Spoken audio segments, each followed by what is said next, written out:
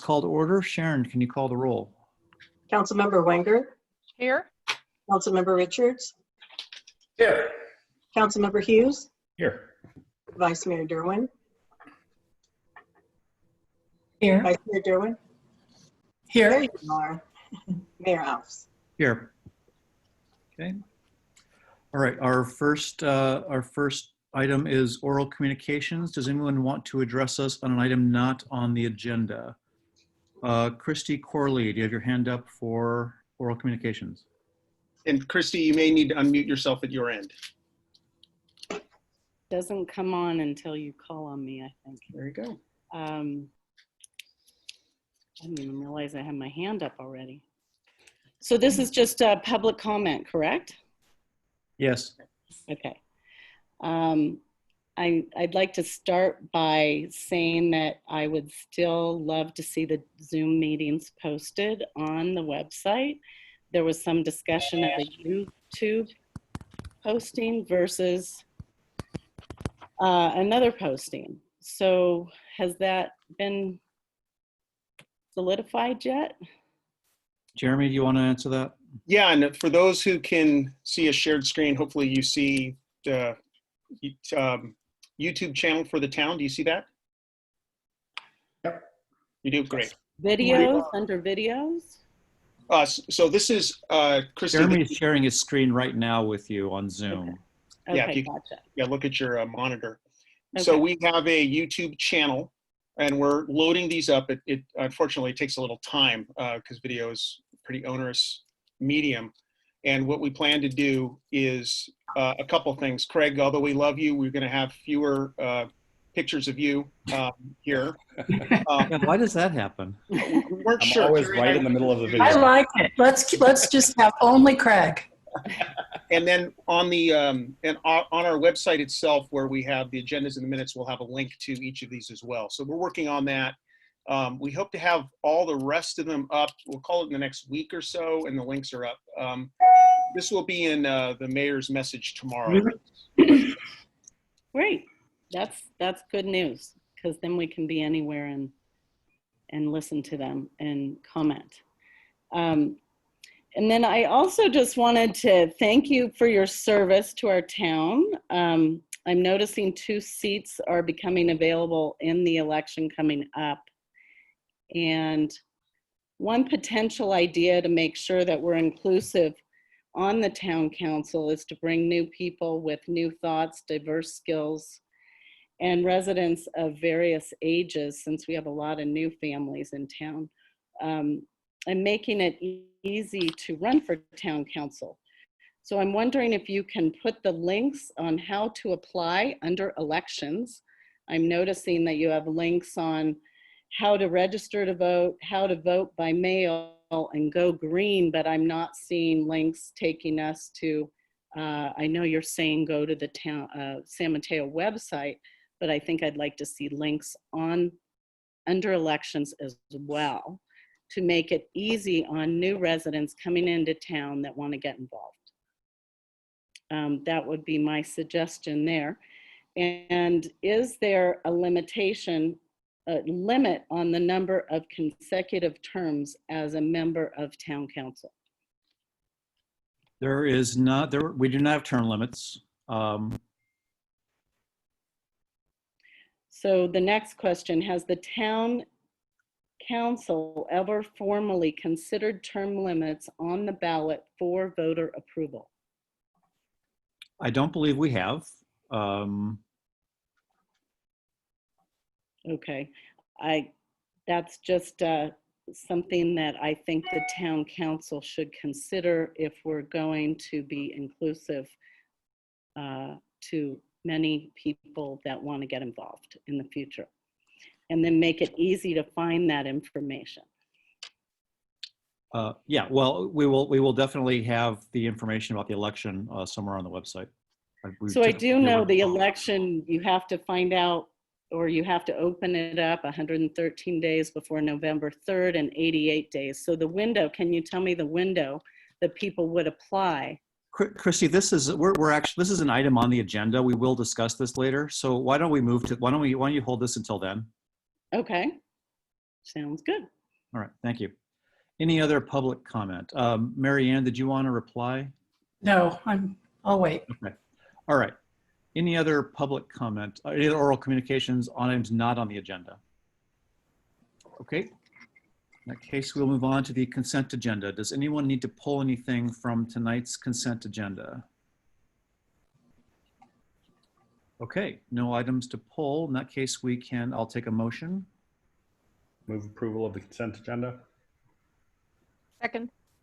Okay, moved by Craig, seconded by Ann. Sharon, roll call vote. Hold on, Christy, did you have a comment on the consent agenda? Oh, I'm sorry, hold on just a second. Christy, you need to unmute at your end. Is the consent agenda also the minutes? It includes the minutes, yes. Okay, so I have a change for 527 minutes. My first comment of 300 signatures. Jeremy, hold on, Christy. Jeremy, do you want to comment on this? Yeah, through the chair, Christy, we've had a number of communications related to the minutes and what their intentions are, and they're not intended to be verbatim minutes. And I hope that our emails to you over the last week and a half have been sufficient in explaining how that works. Yes, I did get something from Sharon, and she said she omitted 2 and she was willing to put it back. You And also I have got that in writing. You also received some emails from me, and I articulated to you that these are not verbatim minutes. So thank you. Right. Yeah. If you have a correction, you want it noted in the record, you can send a letter to the 5 council members and it gets put in the digest. So it's part of the public record. Thank you.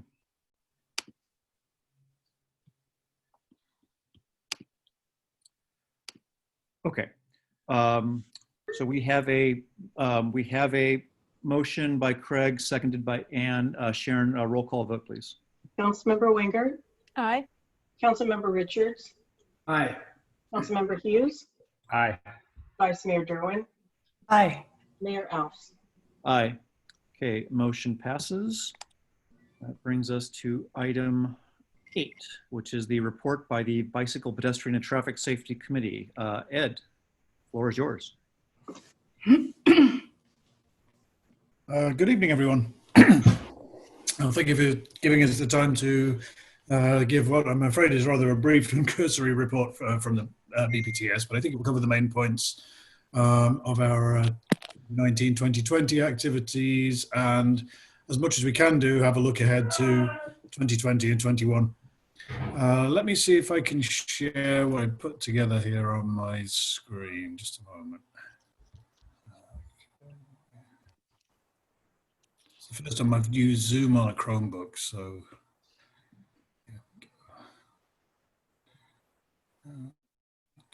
No, I didn't want to do that. Hang on. Okay. Can you please confirm what you can see? Somebody. Yes, I see your report. Yes. Report. I don't know if it's a presentation, but there we go. Yeah. And now I see it as a presentation. Yes. Yeah. Thank you. Right. I wish I'd had time to practice this beforehand, but I really only just dashed in from work, so. It's all good. Okay, great. So a quick overview. I think a lot of our activity has been concerned with the pedestrian and safety traffic study, and I'll give a little bit of background to that, but I think you're all fairly familiar with what we've achieved and followed up on that over the last, getting on for 2 years now. And then a little bit of what we distilled out as potential projects and improvements in town that come off the back of that with the help of Paul Krupka. I'll give you a bit of a rundown on some of the recommendations and other activities that we've been involved with. And please feel free to correct me if you remember something else or have something else to add. A little bit on the events and outreach that we were able to do in 2019, 2020, not so much. I think I want to say a little bit about what's been done, especially the help that the town has given us coping with the coronavirus situation and maintaining some committee activity and those things and keeping our agenda going. And then something about our 2020 to 21 planning and how we might actually also that reflects, whatever the ongoing situation is going to be in that time period.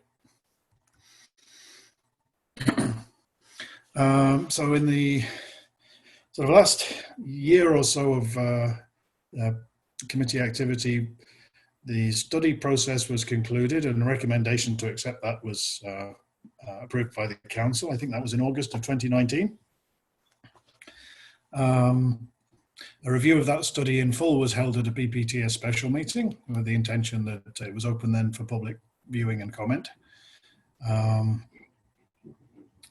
And out of that, a draft scope for works was presented, was developed, and then that was presented to the ASCC in February of this year. And that was about the last face-to-face meeting that I think any of us had. Actually, the March BTS got in under the log, but that was it at that point. And that meeting with ASCC discussed some of the finer points of design elements that had been recommended for, as potential changes in areas for improvement in safety, particularly focusing on pedestrian safety. And these are elements that include road markings, rapid flashing beacons in select locations, speed feedback signs, and the like. There was some difference of opinion in the desirability of many of these elements. We did agree that there was priority on safety and that should come first. So I think that was overall generally a very productive meeting and a good way to manage a look ahead at projects that would be considered really with a priority for road safety, but also there are always aesthetic elements to these things that I know the town likes to consider. But I think we found a good forum and a good way to actually bridge that this time around. A little more on the draft scope for implementation of items that came out of the safety study. We worked very closely with Public Works and the town to set that draft scope, and I have to thank Howard Young very much for his efforts on helping, along with Paul Krupka, the consultant for the study, on making those things a reality and setting some priorities for them. The real background to that is that we would choose first to prioritize pedestrian facilities, and within that, obviously, school zones and safe routes that we know that the younger members of the town are use. So things like the corridor between the schools and the Alpine Hills Swim and Tennis Club, all of the crosswalks that fall on school routes or in school zones, and those kind of things.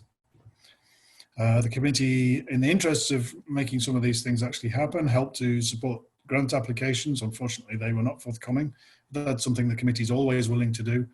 And where possible, we can help with writing, advising, draft proofreading, and all those kind of things. That, there's lots of people willing to do those tasks on BPTS.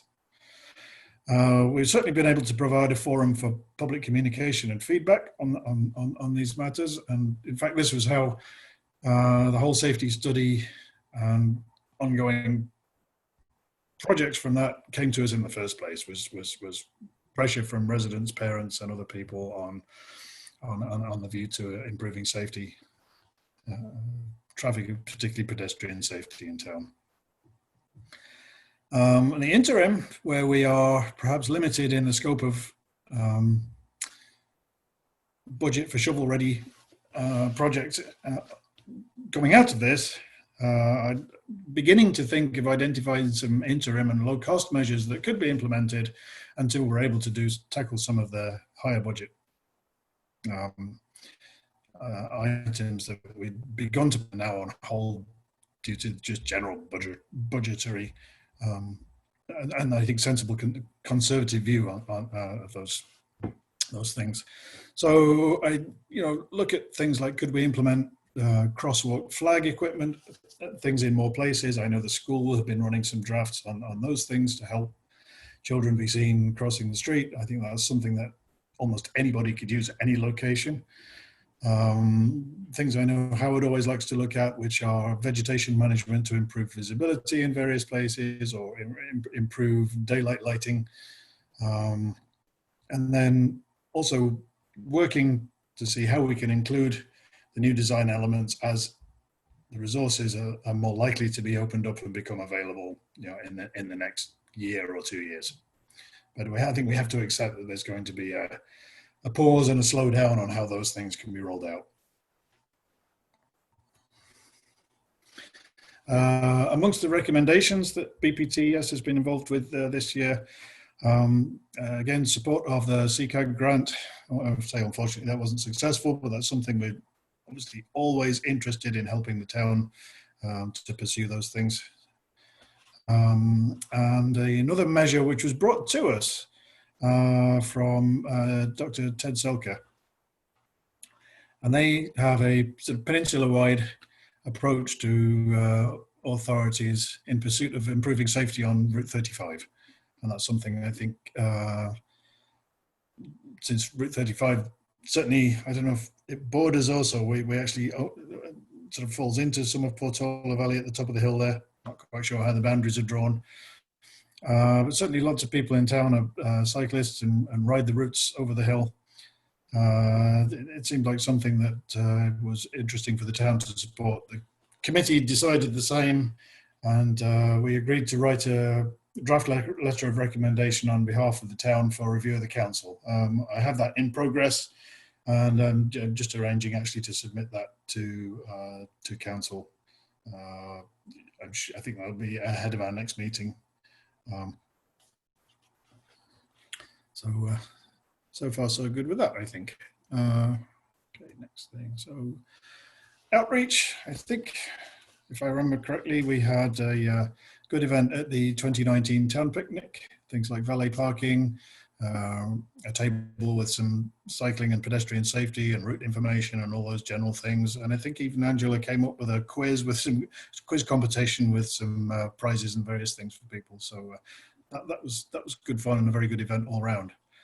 And the other big hitter, which I think was I don't think we quite realized the great scope of it and how well organized it was the 2019 Safety Day, which fell, I think, in October of last year.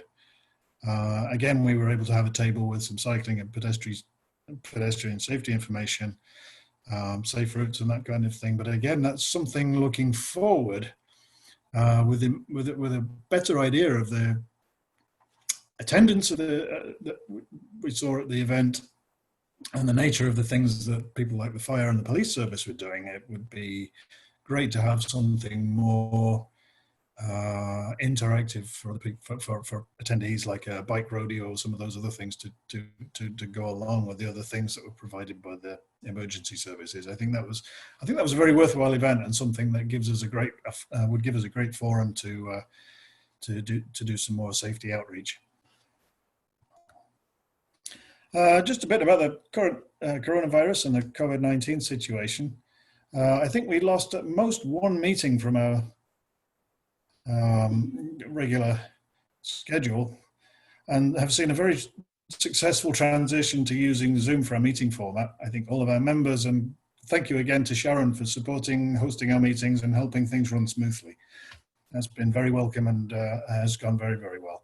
And we've also seen a good committee participation on that. Our May and June meetings proceeded very smoothly, and I think we've been able to conclude a lot of business. I think the only thing we have a bit of a question on, the last point here, is query over whether we can get a sheriff's officer or somebody to attend virtually and help share the information on accident reports, and that would be useful, because that's something I think we can spend, with the available time we'll have, something we can spend a little bit more time studying those figures and looking at how they interact with safety planning. I just want to take a moment to acknowledge two members that left us this year and thank them again for their service to the town and BPTS. And those are members Deirdre McQuillan and Bob Pierce, who both unfortunately withdrew from the committee. I think, again, we should look for another recruiting drive and see if we can get some new folk on there and some fresh ideas. That's always very welcome. Looking forward again, and this is really concluding our 2020 and 2021 activities. Do what we can to assist in prioritization for the safety plan and changes to roadway design and things that we've discussed as part of the safety study and draft scope for works. Working as necessary with any town institution, committee, commission on design elements as required.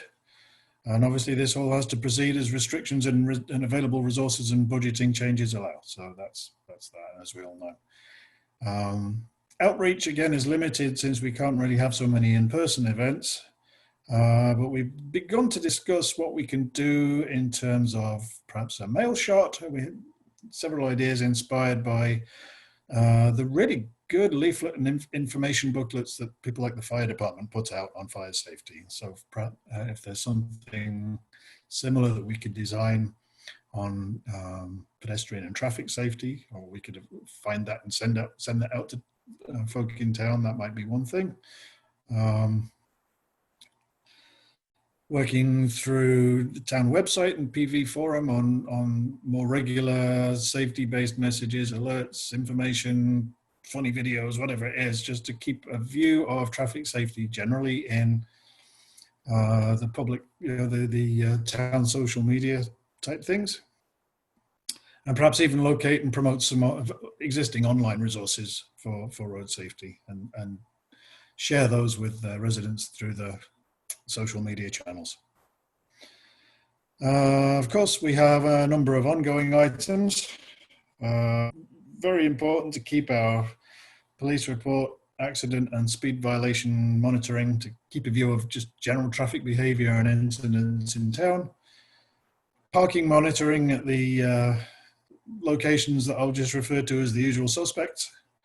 And also supporting schools and their safe routes programs and those sort of things. I think as well, not put on here, but as we conducted in the past, as schools go back, some of these pop-up meetings that we had just to gather information and ideas from people, those were very successful. If there is a chance to get back to holding those type of events, I think that would be a great thing to do.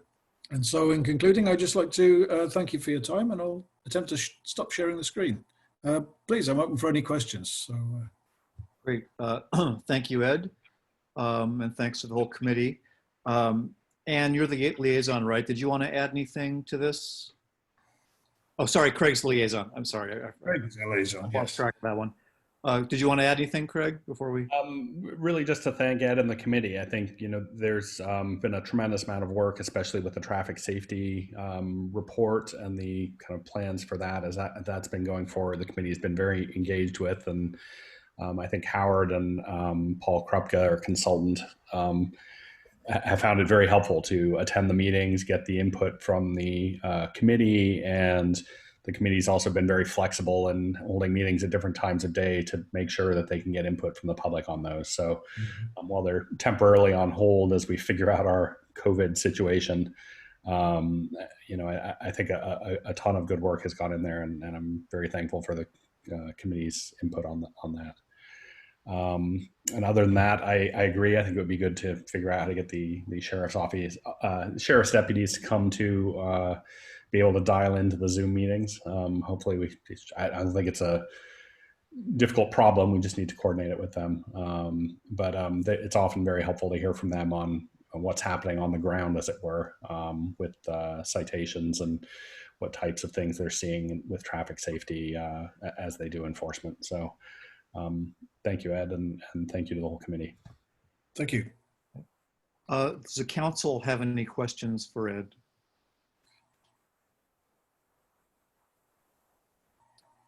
Okay. Anne, go ahead. Ed, I just had one question, since it looks like school's going to look very different next year.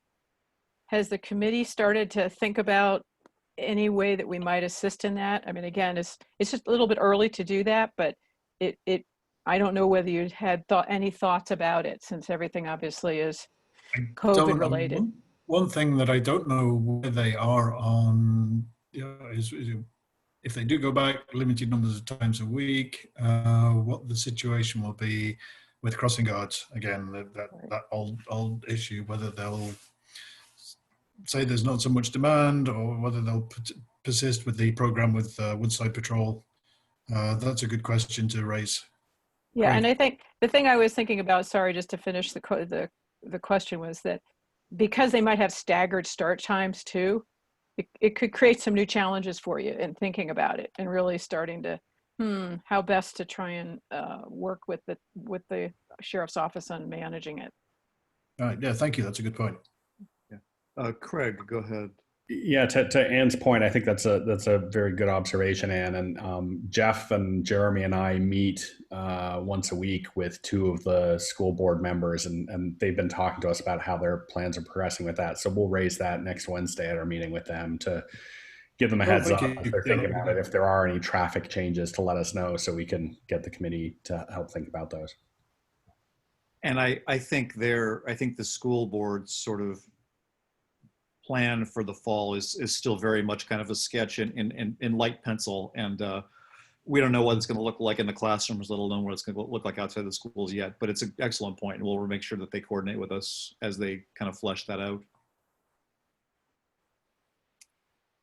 Other questions for Ed from the council? Okay. Any public comment on Ed's report?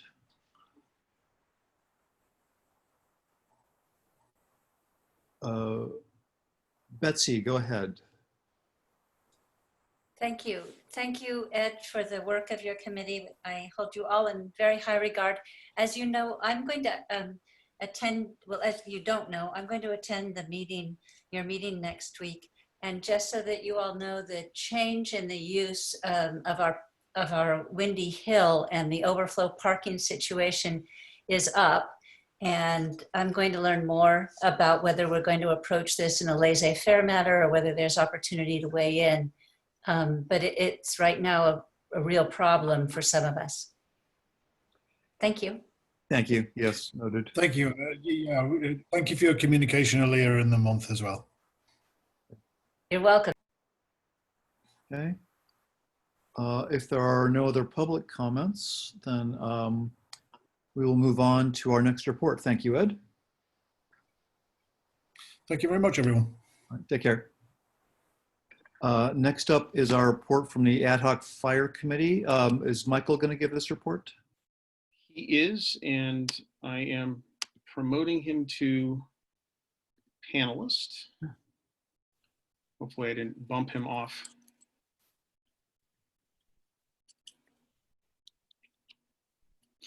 Do I have to knight him or something? I just moved him to panelist, but he has disappeared. Huh. This was one of his first Zoom meetings ever, so it might be a technological issue. Hold on.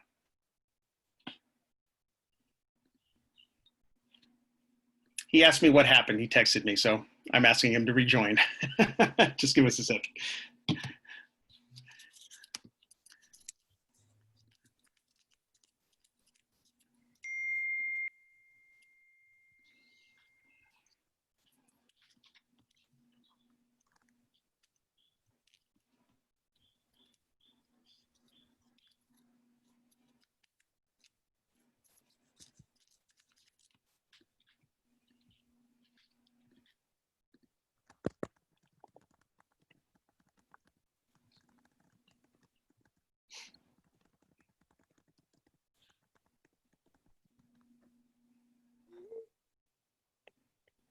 Oh.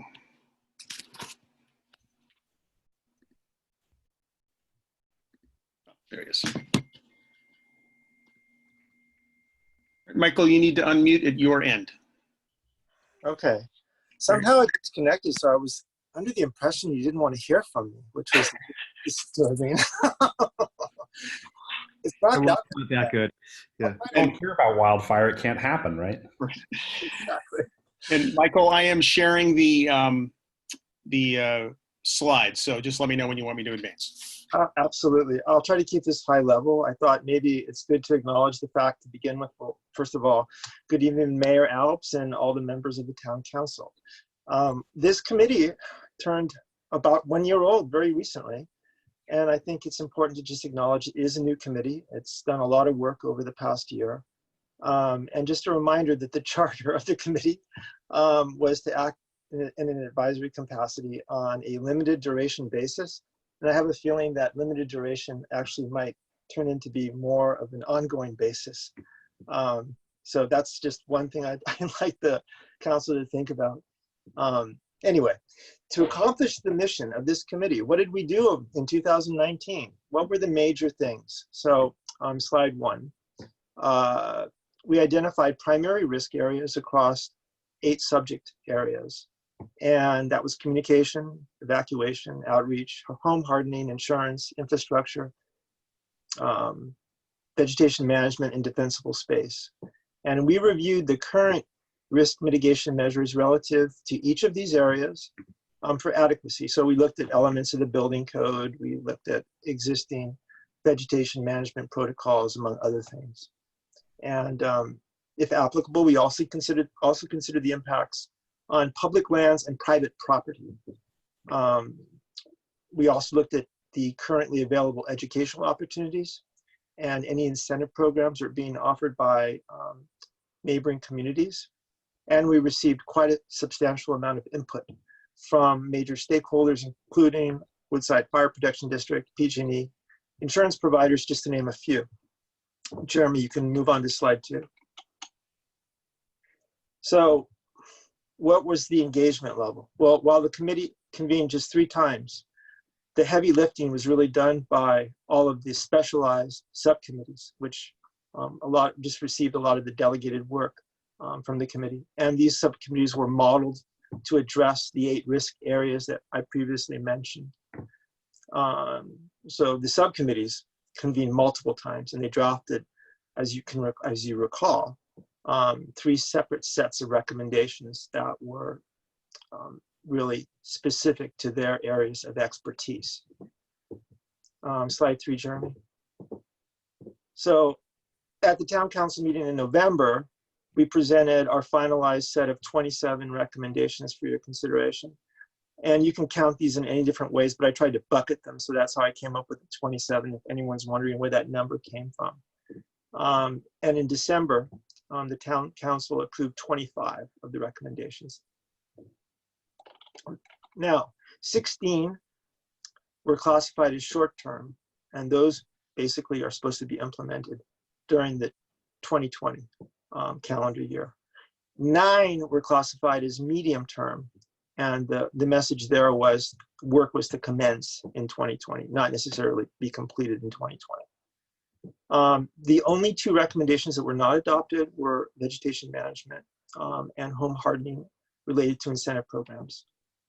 And of course, if anyone's wondering where this list exists, the full set of adopted recommendations are included in the town's December 11th adoption notice, which is online on the town's website. So that kind of takes us to, what we did. So during 2019, the committee moved swiftly through its agenda. I think we got a lot of work done, admittedly for a number of reasons, including COVID. There was a loss of traction during the first half of 2020. We had 2 meetings this year so far, one in March and one in April. And the committee is really engaged now in a variety of discussions, expanding into new areas of consideration. And again, the work here is very preliminary, but I'll touch upon each of these.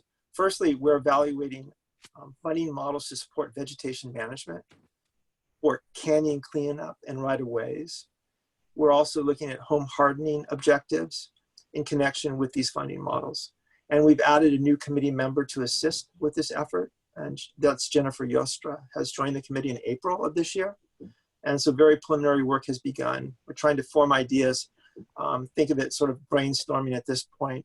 And the committee obviously has diverse opinions on how this should proceed.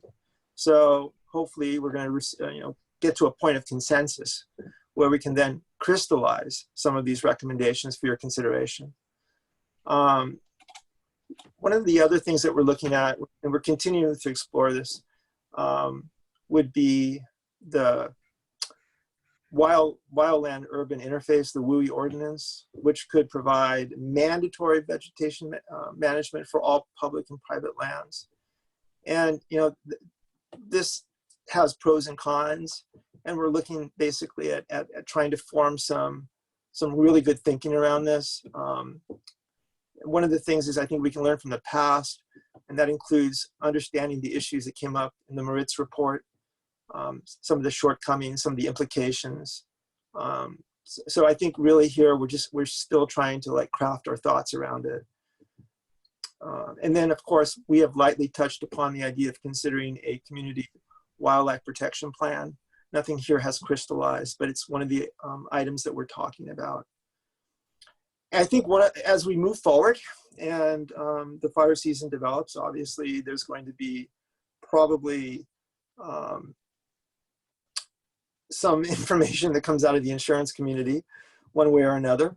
And I think we're looking at options to engage the insurance community in general. I mean, just at the beginning, which we talked about last year, like how do we address the building code issues so that we start in the right place when we consider construction and take the consideration of insurance companies in developing those thoughts. And then also, how do we address the potential of cancellations, and what does that mean for residents of the town? So I think this engagement with the community, the insurance community, is going to be an ongoing issue. And then I think, you know, to help us really keep on track, and this is just the auditor in me, the idea was to maintain a common understanding of goal completion. Sometimes people have different ideas of where we are. So the idea here was to create a quarterly control report to document the status of adopted recommendations. And this is just a good housekeeping suggestion that's being considered. And, you know, at a highest level, I think our general thinking is that every landowner is a sovereign steward of their land. And we recognize that it's a shared responsibility to mitigate risk. So our recommendations are going to be aimed at being equitable to all. So in the coming months, I hope that we will have crystallized some of our best thoughts around these considerations and offer you additional recommendations or suggestions for consideration. Personally, I think this is an endeavor that is never ending. And I would like to thank members of the committee for their commitment to the process and for improving our town. And I tried to be brief, and I think I was. So I welcome your input or guidance on any of the items covered. Thank you. Thanks, Michael. Jeremy, go ahead. And just, I want to announce that, Michael, you may remember the date. We just set a meeting for the wildfire committee to meet late next month. I think it's I want to say it's the 4th week of July, but we'll have that up on the website shortly. And yes. One of the things that the committee will be looking at is getting they're reviewing the Zone Haven evacuation tool. They asked to take a look at it. So they'll look at it through that lens of fire evacuation. Yes, Jeremy, that just happened. That was a wonderful recommendation that was brought to my attention by Don Bullard. And I exchanged emails with him yesterday. And so by the way, he's been a wonderful partner in this process. And I'd like to thank him for his support. Yeah. Mary Ann, go ahead. Did you have a question or comment? Yeah, I have one question and 2 comments. First, what is a community wildfire protection plan? Okay, so that's a really good question. And so some time ago, we circulated a plan that was put in place by the town of Hillsborough, if I got that right, Jeremy. Mm-hmm. Correct me if I'm wrong. You got it. And it basically creates a blueprint for how a town would respond. And so I would call it like a roadmap. And not that we don't have something like that, but it's probably a really good, I mean, I personally think it's a really good idea to just go through the exercise of trying to understand what the components are, what we need to be thinking about. you know, and this obviously would receive a lot of input from Woodside Fire Protection District. They'll be a partner in this process for sure. One of the things though that I'm concerned about, the committee obviously has a lot on its plate, and I'm concerned about bandwidth and overloading members. So I'm trying to think about what on this list is the most important and tackle those first. I would love to do everything, but I appreciate the fact that, you know, it's a volunteer committee and everyone has things that they must do outside of the committee process. So one of the things that we're really focusing on this list, I think first and foremost, is the funding models. Yeah. We recognize the fact that we do not have abundant resources to address the vegetation management program that we'd like to have. And if there's a way to basically come up with a creative plan as an alternative to something that we can't do organically in-house with our budget process, that would be just fantastic. So I work with Jennifer, we talk a lot, and it's been a very interesting process. I don't know what the structure is going to look like. I'm not sure if it's going to be this committee that actually does the fundraising. It may be, we may suggest a subcommittee of the committee that actually does the fundraising. I mean, some of these governance issues have to be worked out, and we haven't gotten to that place yet. But if you're asking about, and I think I went beyond the scope of your question, Marianne, so I apologize. Okay. But I think if you were looking at what's the most important item on this agenda, I think it would be the first item. We're really hoping to just put some money in the bank, so to speak. Yeah, no, I agree with that. I did want to make a comment about the insurance issue. I had my insurance canceled. It is a nightmare, I can tell you that.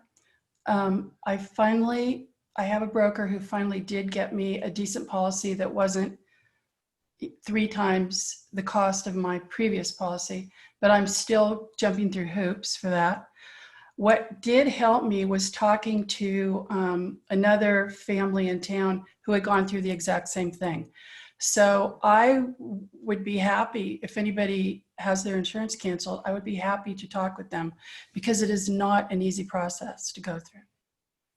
So Marianne, I can respond to that. I mean, I feel your pain. I went through something similar. I did not get it canceled, but they increased my premium by a ridiculous amount. So I guess I'm a lucky guy. But I recognize the fact that this is going to be an ongoing problem. And, yeah, I know, think it would be. I think more and more people will face this. Yeah. So. We do have people on one of our subcommittees. I think, Jeff, you have something you probably want to say about this.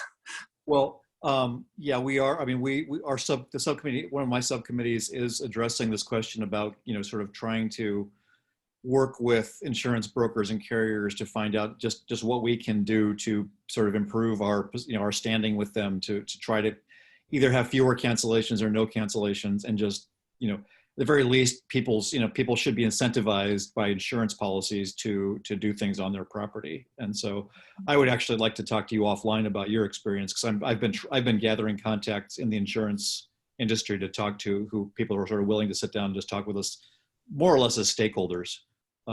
That's sort of been a big focus of me and one of the subcommittees that I'm on. And overall, I just wanted to say this, you know, having been the representative of this committee, this has been an incredibly, everyone has been very dedicated, very energetic, very competent in this group. You know, I mean, bandwidth doesn't even feel limiting. It just feels like, you know, we keep identifying more problems, and that they've handed us a big list of things that we frankly just can't do. I mean, not all at once, and not some of it we just don't have the budget for. No one has that kind of budget. Right. So I mean, they've been really good about understanding, you know, the reality of what, you know, of how that we have to prioritize these things, that we have to budget both money and time to get things done. But they've actually been incredibly sort of thoughtful and helpful partners in all this. So I think they've done some really amazing work just to help staff and us organize our thinking around the whole problem, the whole question. So I wholeheartedly agree with that comment. I think they are really amazing at risk identification. Yeah. I think the big problem is remediation, and remediation takes money. So that's why we're putting this fundraising at the top of the list. I wish I had the magic bullet for this, but I don't. And to your question on insurance, or to your comment on insurance, my experience has been that it's not one size fits all. Different companies approach it differently. Yeah. And so that's what makes it kind of hard, because you're not sure exactly where you stand until you find out what it is you didn't know until you find out you didn't know. Right. And that's, yeah, but I can hopefully provide you with my experience, and then some of the experiences that I've had shared with me by neighbors, and maybe that can add to our understanding. Yes. Thank you, Michael, for your work. I mean, you are doing such essential work here for the town. We really, really appreciate it. I love Portola Valley. That's all I can tell you. Yeah, I agree. Michael's done some great work on this committee, so thank you. Jeremy, did you have a comment? Yeah, I just wanted to say that when I had first met Michael, it was through the rubric of the insurance issue. And when the first conversations the council were having about 16, 18 months ago about forming a committee, Michael volunteered. And at the first meeting, within about 2 minutes, he was nominated by a former member to become the chair. As intimidating as that must have been, it's really been a delight over the last year serving you in your capacity and working with you to get the best results out of the committee.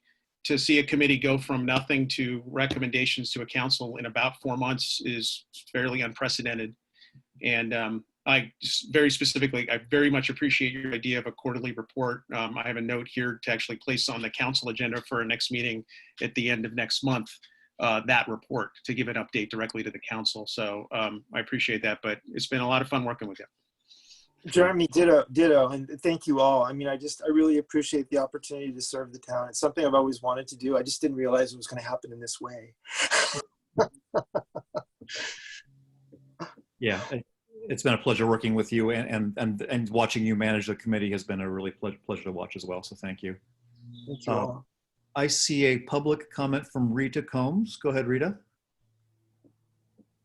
Well, my question is for Michael. Michael, thank you for your work that you've been doing. I have a question about the Zone Haven, that app that the San Mateo County Board of Supervisors is, I guess they're paying for it, and hopefully it'll help us get evacuation plans and some evacuation plan rehearsals and whatnot in this town. How do you see this being used with all the work that you've been doing? That's a really good question, because I have limited information right now regarding Zone Haven. I just became aware of it 2 days ago. And so obviously I'm in a situation of really trying to assimilate the data and process it and see exactly how it can work for our town. I've heard opinions that it might be better suited for larger communities versus smaller communities. And then I've heard opinions to the contrary. So from my perspective, I'm still like in a data gathering mode. If it can be used for our town, I will make the recommendation. The committee will get behind it and make the recommendation. I would defer. Jeremy, do you have any thoughts about Zone Haven, or do you know any more than what I currently know about Zone Haven? Yeah, myself and my counterpart in Woodside had an opportunity to see a demo of it a little earlier this year through the fire chief, and its value appears to be in creating part of the term zones in town that could be that they're created to allow for an evacuation in a planned manner should there be a wildfire. They can also do some modeling within that within Zone Haven. So I'm certainly excited to have it come to the committee to see if it's suitable for the use in the town. The fire chiefs all put a lot of time and effort into it. It certainly, at the very least, would support any efforts that we would undertake as it relates to evacuation evacuation drills, which is something we'd hope we were doing right about now if it wasn't for COVID. Yeah, the one thing I would say is that, you know, it was always my understanding, and please, anyone feel free to jump in. It was always my understanding that Paradise had an extremely comprehensive evacuation plan. That was my understanding. And yet, with that in place, things did not go the way that they expected.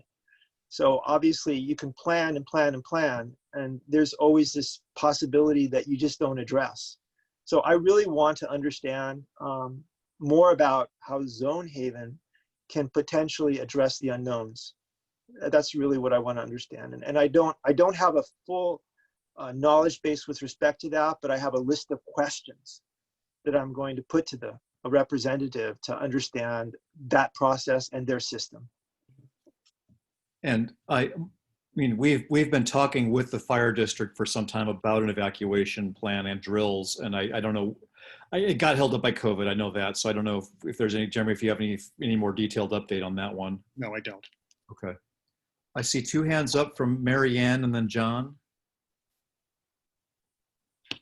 I saw a presentation of Zone Haven at a Council of Cities meeting. Were any of my colleagues at that meeting? Okay. Ann, go ahead. I was, Mary Ann. Were you there, Ann? Yeah. Yes. Yes. Okay. I saw it. Then you can correct me if I'm wrong. I thought the value was they could do fire modeling so that they could look at their computer and say, okay, the fire's going to hit Westridge, so we're going to evacuate that neighborhood ahead of the fire, which did not happen in so many fires in California in the last couple of years. Did you remember that, Ann? Yes. The Zone Haven, as I recall, was originally designed for earthquake. And they morphed because it was really about a longer term sort of cycle, if you will, and a different event, not a rapidly moving one that had already occurred and would show blocked roads, showed, roads that were not accessible in any way. But they as soon as the Paradise fire occurred, they flipped the gears and went all out in terms of moving their model to a much faster response time and clearly real-time data that would allow residents of different areas to see what Mary Ann just described, which is if the fire is moving to the northwest and you're northwest of it, which routes are available to you and how quickly you really need to move. So it was in the first pass, and we didn't see that night, Mary Ann, because again, it hadn't yet morphed, but I saw it subsequent to that, a snippet of it in another one of our COVID update meetings with the county.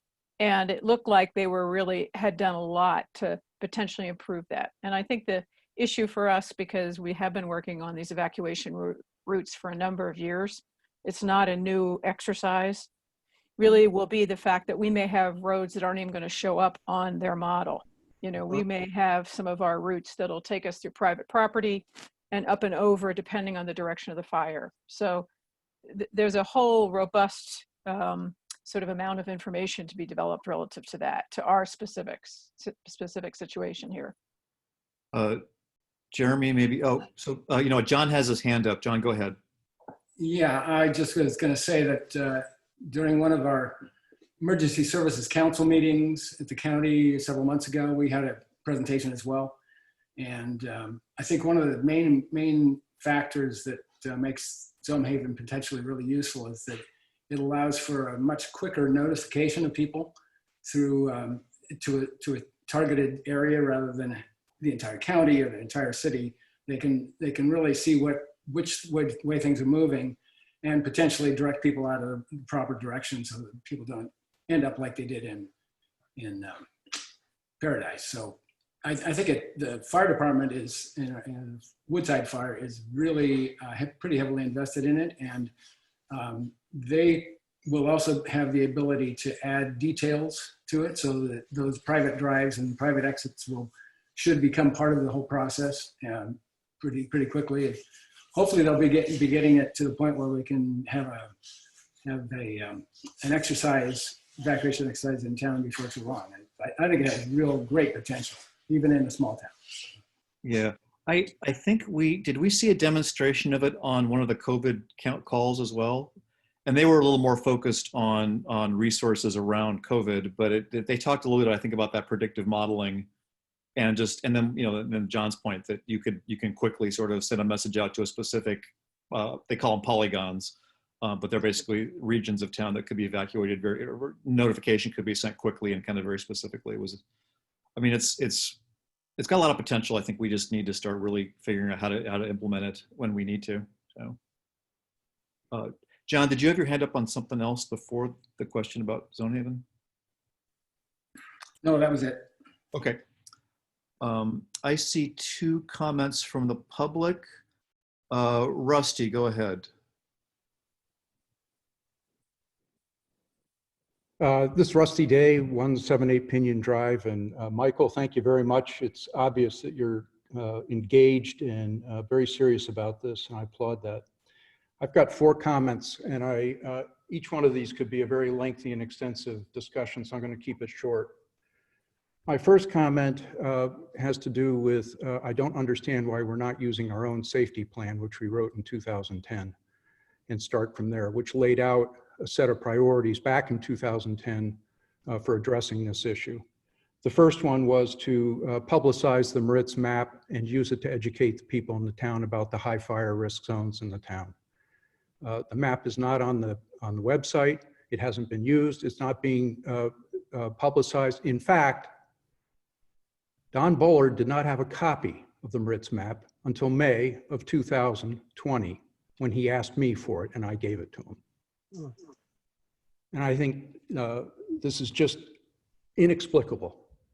But more than the Moritz map, the safety element called out for, as a high priority, creation of an emergency operations center, evacuation plan, implementation of evacuation plans, and drills on a regular basis. In 2010, it's 2020. So I think the priority on this needs to be stepped up, and we need to follow our own safety plan and implement it. Secondly, the safety plan needs to be amended. What we've learned as a result of the wildfire since 2015, it's not just about fuels, it's about land use. It's about where you place buildings and how you site buildings relative to the topography and the weather, and what kind of exposure and risk that creates.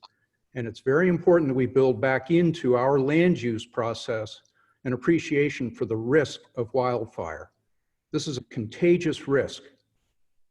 And where there's a contagious risk like this, just like in a pandemic, it takes only one property owner to set this town off. And no matter how much individual property owners do and how much we respect the sovereignty of individual property owners, one negligent property owner in this town can set the town ablaze.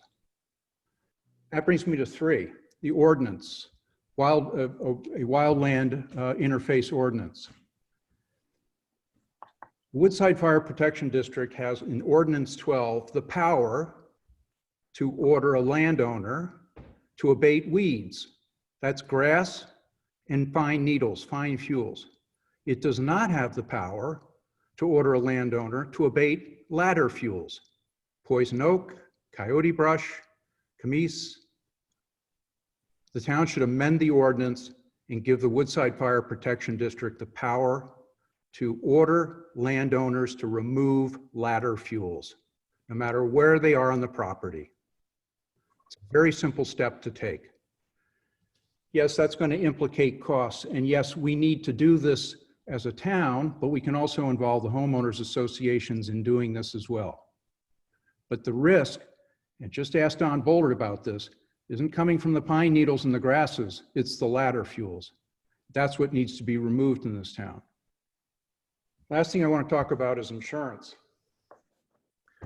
Yes, insurance is a problem. There are quite a few resources available to homeowners in town if they need fire owner insurance. Some of them you can go to pbnu.org and you'll find a whole list of resources about how to get insurance and how to get help on your insurance. But the main point about insurance is the insurance industry is driven by reinsurers, not individual insurers. It's not State Farm. It's Aon, Lloyd's. The big reinsurers are driving the policy on insurance. And what they are doing, and this is what's important about all the other steps I mentioned, what they are doing is they are massively collecting data about the properties that surround your property. They're assessing your risk based on your neighbors, not you. Sure, your property matters, your building matters, what you do to abate the risk on your property matters, but for you to be destroyed in a wildfire, you're totally at the mercy of your neighbors. That's why this is a social and collective issue the town needs to take much more seriously, much more urgently, and with a much more comprehensive set of ordinances. Thank you. Thank you. Jeremy, did you want to respond to that? Just one point of, I hope it's helpful, one point of clarification. The town does not grant the Woodside Fire Protection District authorities. They have their own set of authorities because they're a special district. So if they don't currently have that authority, they could create it themselves. It wouldn't be something the town had to grant to them. Thank you. Okay. Okay. Christy Corley, you have your hand up. Go ahead.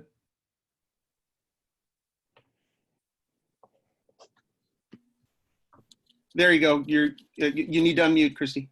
I'm thinking that we've just seen graduations in cars with families for a couple schools that I know. Why can't we get in our cars and drive the evacuation routes with our families and practice that? And that would be my request.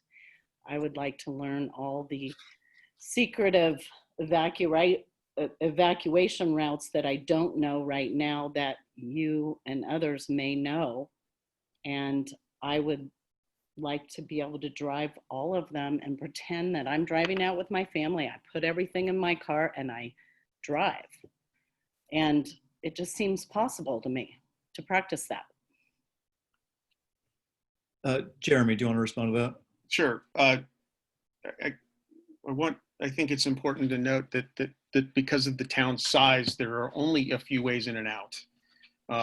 There are a few private landowners that we've been working with to potentially utilize their roads within their properties, and that is an ongoing process. But according to the safety plan, as Rusty pointed out, our arterials are our evacuation routes. That's Alpine and Portola Road, with only a few ways in and out. So I don't want to overcomplicate the evacuation concept. I think the other piece that's worth noting is that we've been in conjunction with the Woodside Fire Protection District telling people that if there's a wildfire on the horizon, that if they feel like they need to leave. And if we implement an evacuation planning effort using Zone Haven, that might look a little different. So that's a conversation I think that the committees can have about how to do that in conjunction. Thanks. So if the towers go out, I don't think what Don Horsley just gave us might work, correct? I don't know what you're referring to.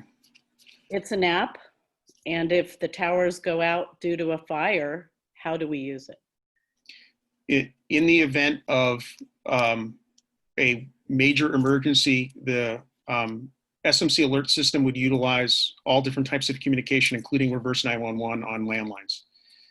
So I think you're referring to SMC alert on your phone, but there'd be other ways it would be communicated, including your phones at home. Thanks, Christy. Thank you. Okay. No other comments from the council then. Michael, thank you for the report. Thanks for all of your work on the committee. I look forward to meeting with you later this month, and we'll be reporting back soon. Thank you. Well, Take care. all right. Okay.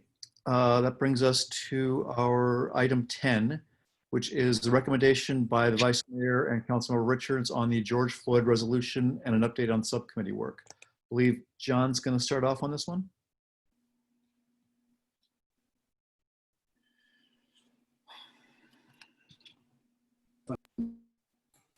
There we go. Sorry, trouble unmuting. Okay, yeah, I'm just briefly, don't really want to talk about the motivations for starting this effort. I think that's fairly clear from all the recent events across the country. And in the last meeting, we talked about it a bit.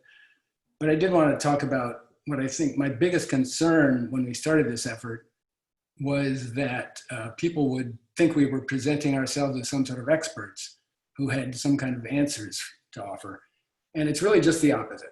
We're looking for feedback and ideally some ideas from the community about how we as a small community might help address what's really clearly a complex societal problem. And it's over the entire country. And that's why one of the first things we did at our last meeting was to set out to create a public portal on our website for the community to really carry the discussion. And maybe this leads to a different format where we on the council step completely back. I don't know at this point. We're really kind of feeling our way. But I do really see this as a learning moment, and I hope that with the help and input of the community, we can make something of a positive contribution. So that's where I would like to leave it. I'll pass over to Mary Ann. I think that's just right, what John said. We did not want to stay silent, so this is our starting point. And you will see, I'm having a little trouble here moving my screen around. You will see numbered items that we've come up with ideas. There's a resolution. I did move forward on the book idea. I consulted with Anne-Marie Despain and her group at the San Mateo County Library. She gave me a list of books with the first choice book called Biased by Jennifer L. Eberhardt, who is local. She is a Stanford professor. Anne-Marie said the book unpacks racism by helping people identify hidden prejudice and bias in their everyday lives. And she said we could try to get her for a discussion, a Zoom discussion group at the end of the period by which we would read the book.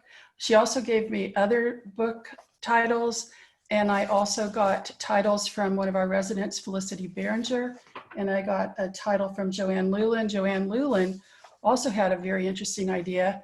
There's a course called, I guess it's a book with the course, called Me and White Supremacy, a 28-day challenge to combat racism, change the world, and become a good ancestor by Layla Sad. And Joanne suggested that perhaps Felicity could teach the course. So as you can see, we just have a lot of ideas and we're throwing them out there, and we want to hear from our colleagues and from the town what sounds good. Jeremy, go ahead.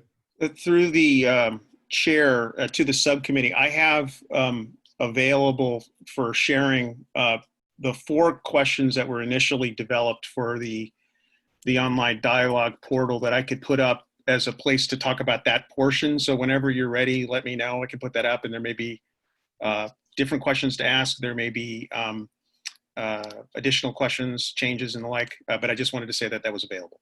Thanks. Okay. Well, so let's. I mean, what do people want to? Where do people want to start on this one? Anne, did you have any questions or anything you wanted to lead with? You think you're muted? Yeah, I am. I was.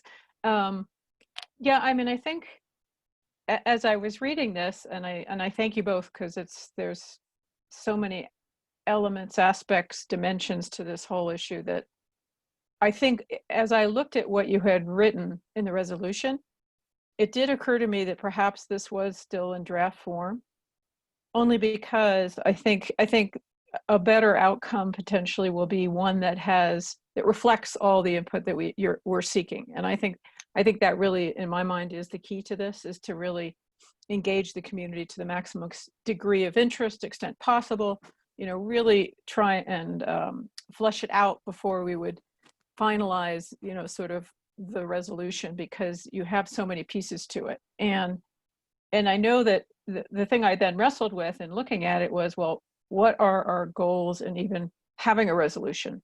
I mean, because there's so much in here. And again, it may just be a matter of starting with community engagement potentially, to see what the hot buttons, what the issues are. And that would help us, I think, create some better defined objectives, because we would be responding to our residents and responding to a lot more input. And and I think there's none that you've missed that I, kind of looked at this and said, oh, they didn't think about this, because it was very comprehensive. And so as I looked at it, I really sort of, again, thought it was more of a draft, perhaps because it would benefit, I think, from all of our perspectives to get the maximum amount of input we can get from our residents and to get engagement. And to your point, Marianne, we can flush out specific pieces of this, as a list of sort of follow-up activities or however we want to orient it. And at that point, I think the resolution will have a lot more power, in the sense that it will really reflect the input from the greatest number of people who are willing and interested in participating. And at this point, I just don't know how big that group is. And so that's, to me, the value of really pushing this forward and publicizing it in all of our normal media to seek input. We know that there's a lot of interest in it, and there's a lot for us, for a small little location like this, a lot of people participating in various pieces of it. And so that's where helping us prioritize can really come from those people and all the others that are interested. So that was how I initially thought about it. But I thank you for all there's a lot there. I will say we used Palo Alto's resolution as a template. Yeah, and also I'd like to add that I think at the beginning, when things were really just starting to become focused on all of this, that as all the rest of the towns in the area started putting out resolutions, and that was kind of the thing to do. So we said, okay, let's strike while the iron's hot. And it became clear pretty quickly that it was much, much bigger than that. And I think, Anne, you're exactly right that getting the conversation going at this point is the most important part, in getting it out in our community, so that we try to start to get to know what people feel and how they'd like to approach it is the most important thing. So I'm happy to put it off, the resolution off, as long as we need to. I don't think it's critical that we get a resolution out by any stretch. Can I just say something? Yes. I think it was Jeremy's idea to do a resolution. I don't want to put you on the spot, but I think that's where this came from. And then other cities were doing resolutions. So we jumped on the bandwagon, and it's already a bit dated, as I think somebody pointed out. I would be okay if we didn't even do a resolution, to tell you the truth. And that's through the chair. That's accurate. When this first started, I had suggested to Marianne and John that this might be one way to express something from the council. It's a tool that can get something on the record, but it's not a tool that goes anywhere other than doing that one thing for you. So it has a limited value, if you will. Yeah. Greg, go ahead. I disagree. I think we very much should do a resolution. I don't view the resolution as the last step at all. I view it as the first step. I think it makes a statement that we are resolved to take some action on this. And it's very broad. It doesn't lay out any specifics. It really is just saying we as a council and as a town are resolved to address this issue. And I think that it's important to do that, frankly. I think that, other communities have, as you've said, and as we've seen. I think it's also recognizing the truth that we are resolved to do this. So I think putting it in the record and formally stating that this council supports taking action to reflect on, consider what needs to be done to improve the situation, and then act on it is entirely appropriate.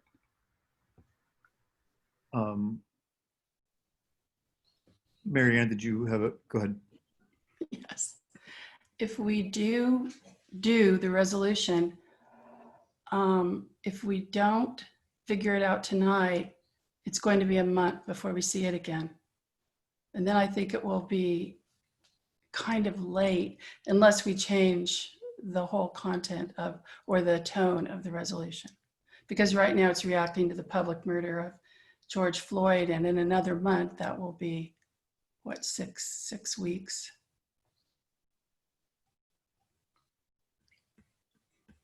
Yeah, I mean, I like the idea of doing the resolution, but I did think of it as kind of, it was something we wanted to do because we could do it fairly quickly, knowing that it was nothing more than setting some stakes out there. So I agree that I think the resolution is worth doing. I was sort of, I'm hearing a little bit of, now I'm not sure if we want to put it out right away or if we want, I mean, I also like the idea of getting it, making it as broad-based, you know, as widely supported. I'd love to get more input on it.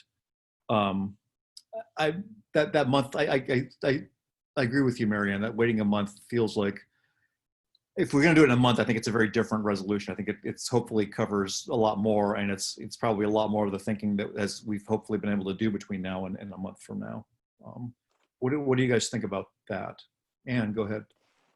Well, I would just counter what you said, Craig, because I don't think there's any way that our not doing a resolution would be interpreted as not supporting all that's going on around us, because I'm probably more in favor of a more measured, reasoned, and broader approach that reflects not just the 5 of us trying to craft something, or the 2 plus, you know, the input from the staff, but it reflects more input from our residents. Because I think this is something that should reflect as broad a part of the community as we can possibly include before we put something out that had, because there's a fair amount of detail in here, and I think it would be a much better resolution if we've had the opportunity to solicit that input and understand what. Are we? What page are we on? 80, red 84. Resolution is red 84, I believe. Yes. You know, Anna, I hear you, and community input is important, but having the community write a resolution is not something I recommend. I just don't. It's hard enough to do it with 5 people, let alone 4,000. Well, I guess that, again, my point isn't so much that this is a bad resolution. I just think we could probably end up with one that was more considered if we had more input, because again, you've got a lot of things in here and that I think are correct, but what I keep coming back to is what was our objective and what is our objective in writing it? Is this the first step in a process, or should the resolution be somewhere as the process has evolved and we have more information and we have more ability to construct one that reflects what we're hearing? Not, you know, again, it's not a reflection of the fact that we don't think this is a problem. It's a matter of what is the objective in writing a resolution. John, go ahead. I thought our objective, at least. John had his hand up. Oh, It's okay. Go ahead. I was just going to say, I would be okay going either way. I don't think that I agree with Craig that this putting the market down is kind of an important thing to do. I also agree that the resolution itself doesn't carry all that much weight.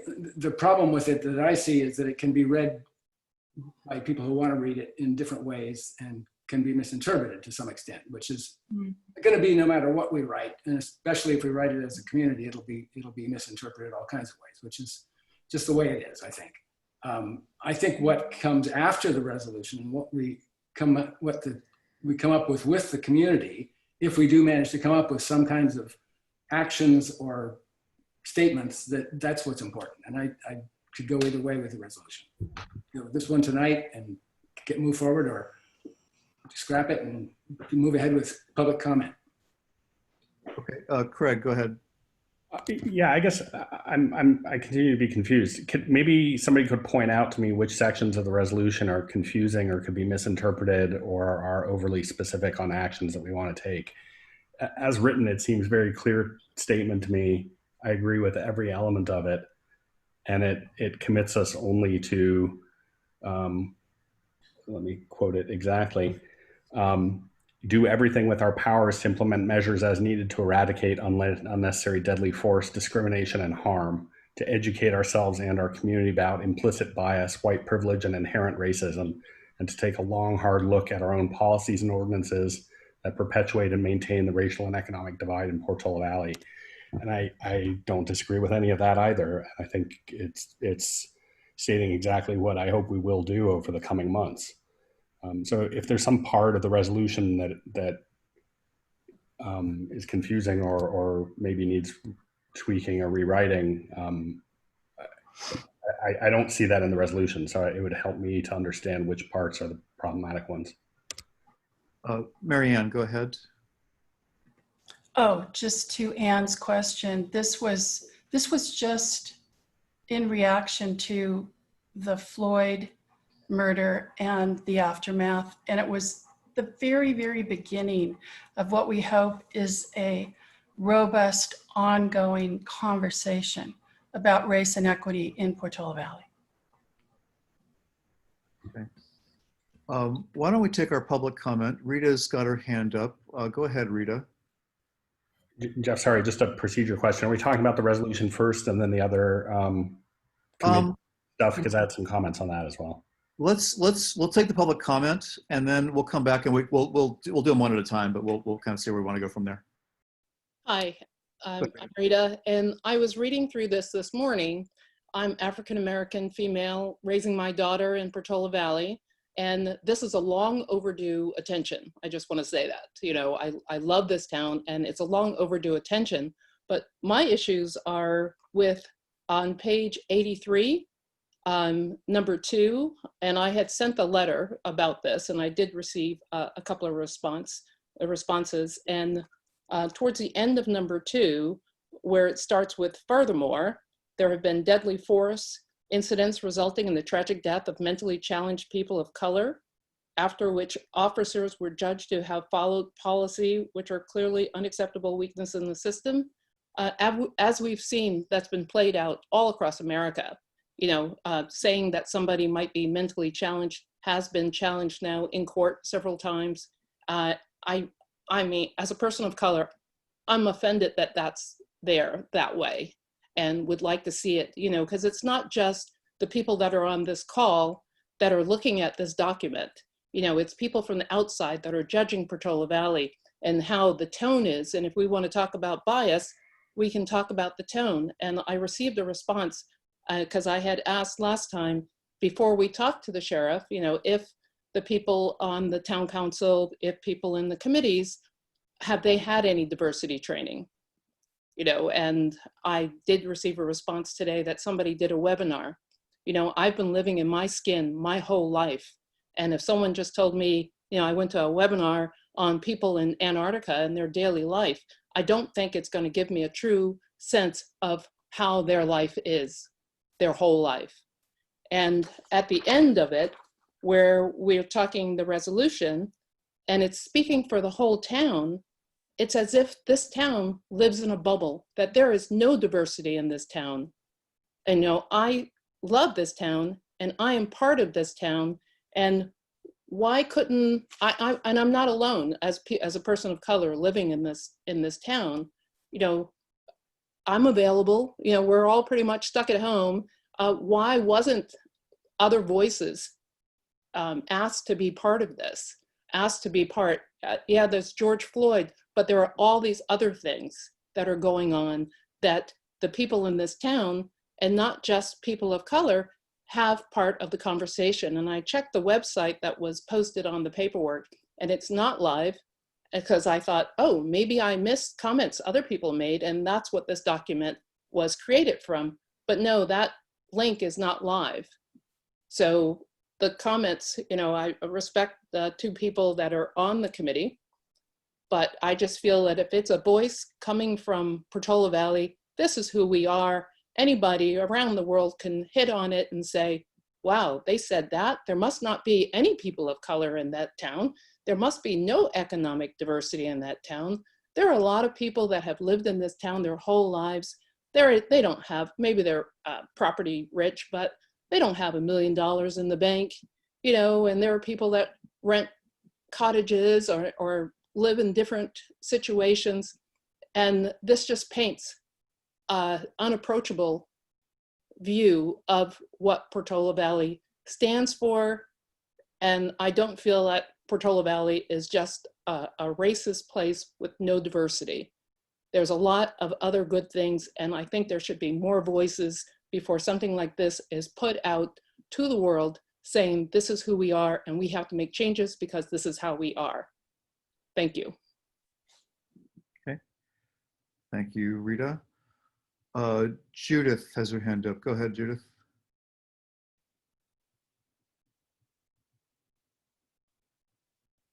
Unmute myself. Okay, I have several things to say. This is a new area for the council to be getting into, obviously, and it's critically important and long overdue, I would say, although obviously it takes a terrible event to light the fire. It should have been already burning in some ways, but I have a couple of, first of all, questions.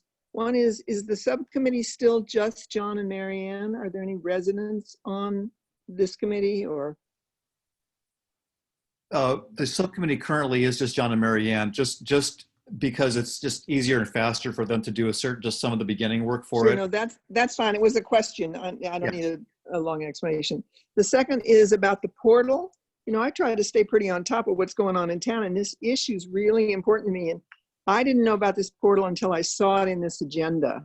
So to the extent that there was a portal and you think you've gotten community input, I would say, I would guess the aperture was narrow because I look at all the forum postings, I keep my ear to the ground, etc., and I knew nothing about this portal.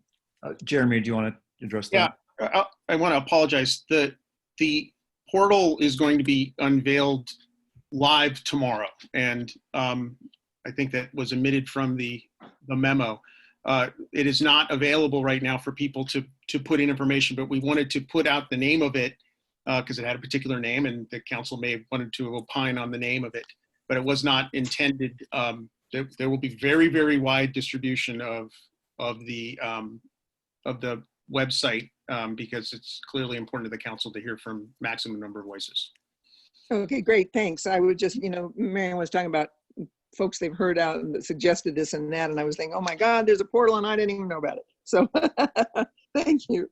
The other two are really more comments. One is, I think if there's going to be a resolution, and I rather think there should be just because of the symbolic nature of a resolution, that it shouldn't say that it's just George Floyd. I think the reason George Floyd got us was that George Floyd was the last straw in a huge pile of horrors that have been happening for really generations that we're only increasingly aware about because of people's cell phones.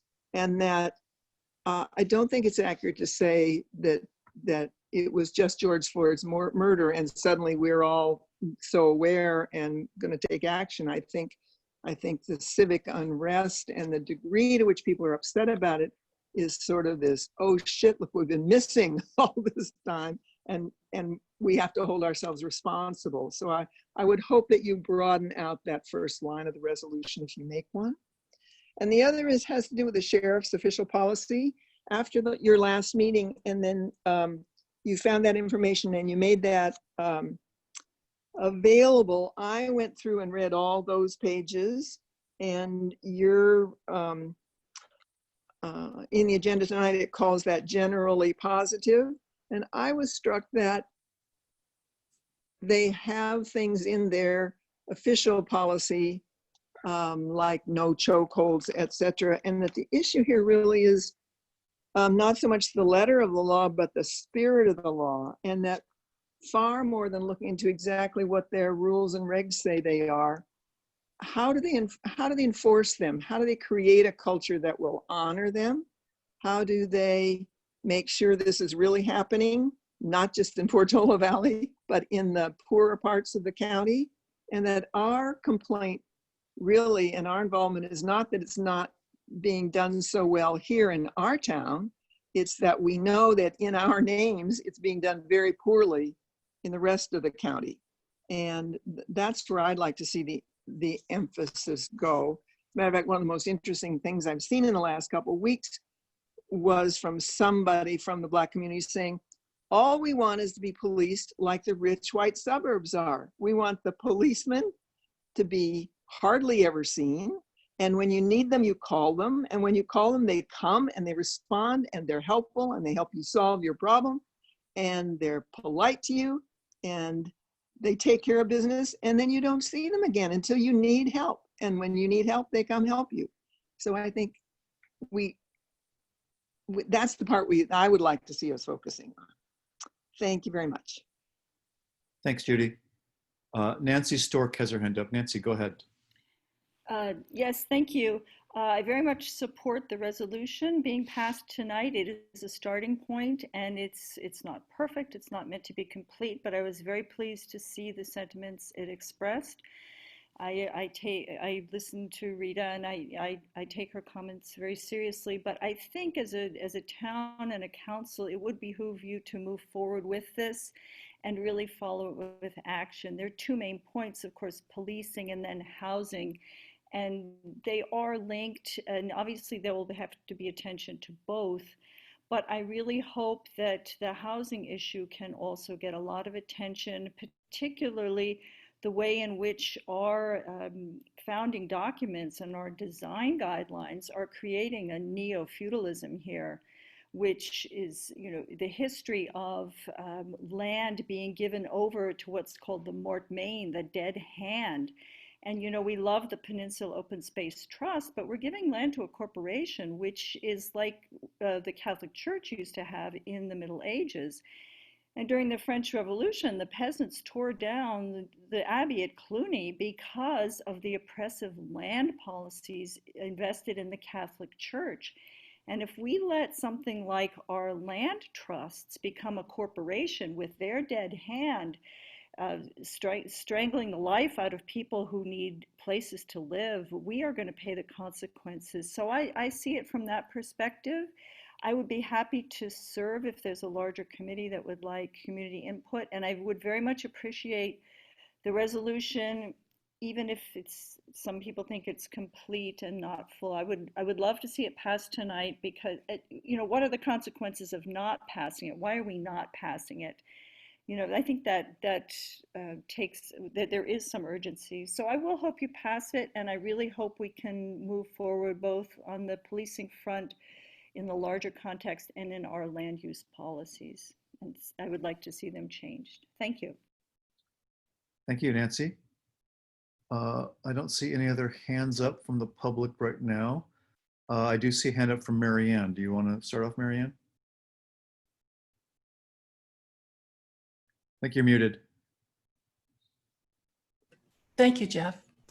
I just wanted to respond to one of the points that Rita made on page 83, the language, excuse me, in that paragraph number 2.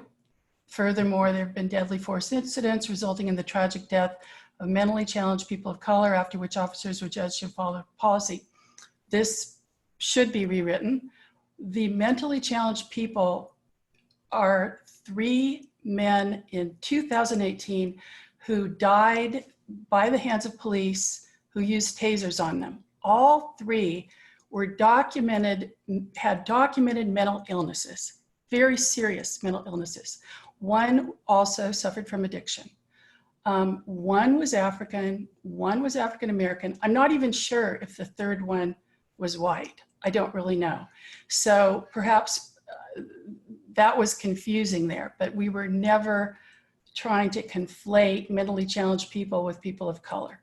This was specific to 3 men who died in 2018 by the hands of the police using tasers.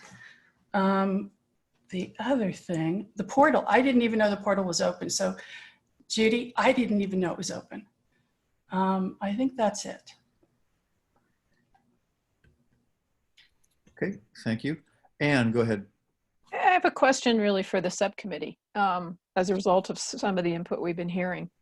When, in your minds, if the resolution was passed tonight, was your next step to really then move forward to develop a plan based on public input and with a set of objectives, clear objectives relative to that plan?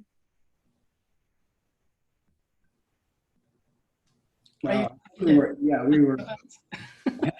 I think we were thinking that once the resolution would pass, that would be basically set aside, and we would go put all our energy into dealing with talking to the community and finding out what the community feels, and then develop objectives. I don't think we can develop any objectives or plans without knowing what the community. Agree.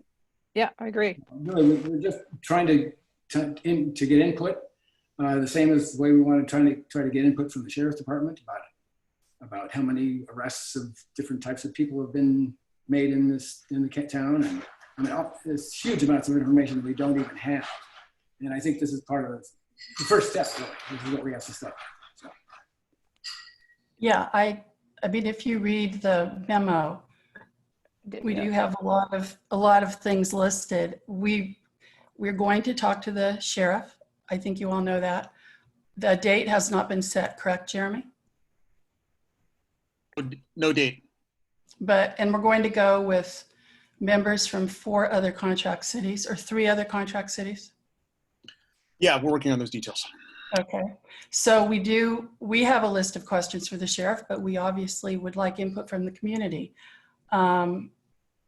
We've got the portal, which is now up. So that is open for residents to comment through. Yes? Through the chair. It is not up yet. It will be up tomorrow. And tonight, one of the things that we wanted to ask was to make sure that we were asking the right questions. Okay. All right. We will have the portal. And then there were all these other, I still really want to push my book idea and the book list. There are things happening in town by other groups. There is a protest every Sunday from 11 to 1. I know Indivisible has a lot of ideas that they want to do. We see this as a multi-pronged effort all through town, but we were trying to start with a few ideas. No, I agree with that, because I think it's big, it's very substantial, and I think it may well lend itself to, because there's so many pieces to it, and I think especially as we get more input, there may be even others we haven't considered yet, or they'll go in different directions. And so, I mean, I guess I would just encourage you to think about how you might expand your resources, meaning, to Judith's point about maybe having a bigger community-based group of volunteers helping in some of these sub issues as they start to flesh out, and help them help you establish the priorities and the objectives for, sort of next steps. Yeah. I guess I'd just like to say that I would probably be happy, think we ought to go ahead and pass the resolution tonight. I mean, if nothing else, we've seen tonight that it's engendered some conversation. So that's what we wanted to do. And I think it'll maybe help spur things along in the wider community if we get it out there. Yeah, I mean, I do take the points about, the criticisms of the resolution seriously, but I actually do think I think it's well written. I'm pretty comfortable with everything that's in it also. I guess, so it sounds like maybe we have a consensus around adopting that resolution. Is that reasonable to say? So there's the resolution, and then there were the other items from the list that in the staff report. I've got two hands up from public comment. So why don't we take those just before we get too much further along? Betsy, go ahead. Yes, thank you. Thank you, subcommittee. Thank you, council, for spending so much time on an issue that's of such heightened importance. And I'm glad to see that we're going to seize the moment. And Rita and Judith carried in the majority of the points that I would have made, and I appreciate their going first. I did see one other point that I think is not clear, not accurate, and that is in the resolution bottom paragraph. The sentence is very long. I'll cut to the chase. It says that we want to take a long, hard look at our own policies and ordinances that perpetuate and maintain the racial and economic divide in Portola Valley. I think that we want to take a long, hard look, but I don't think that we purposely have policies and ordinances that perpetuate and maintain the racial and economic divide in Portola Valley. And moreover, if we got down and started talking about ones that there could well be, in fact, I'm quite sure there would be, a difference of opinion about what those policies and ordinances were trying to accomplish. There would be some people that thought that this was serving another purpose and an important purpose, whereas other people would say so I think that to me is it's gone too far.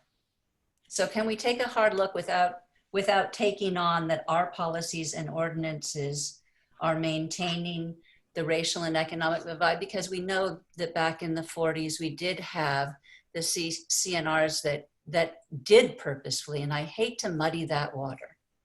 Thank you. Mary Ann, do you want to respond to that? We do have policies. Our housing policies and our zoning ordinances perpetuate and maintain, I won't say racial divide, the economic divide in Portola Valley. It is absolutely true. And it is spelled out very clearly in the book, The Color of Law. So I am not in favor of removing that.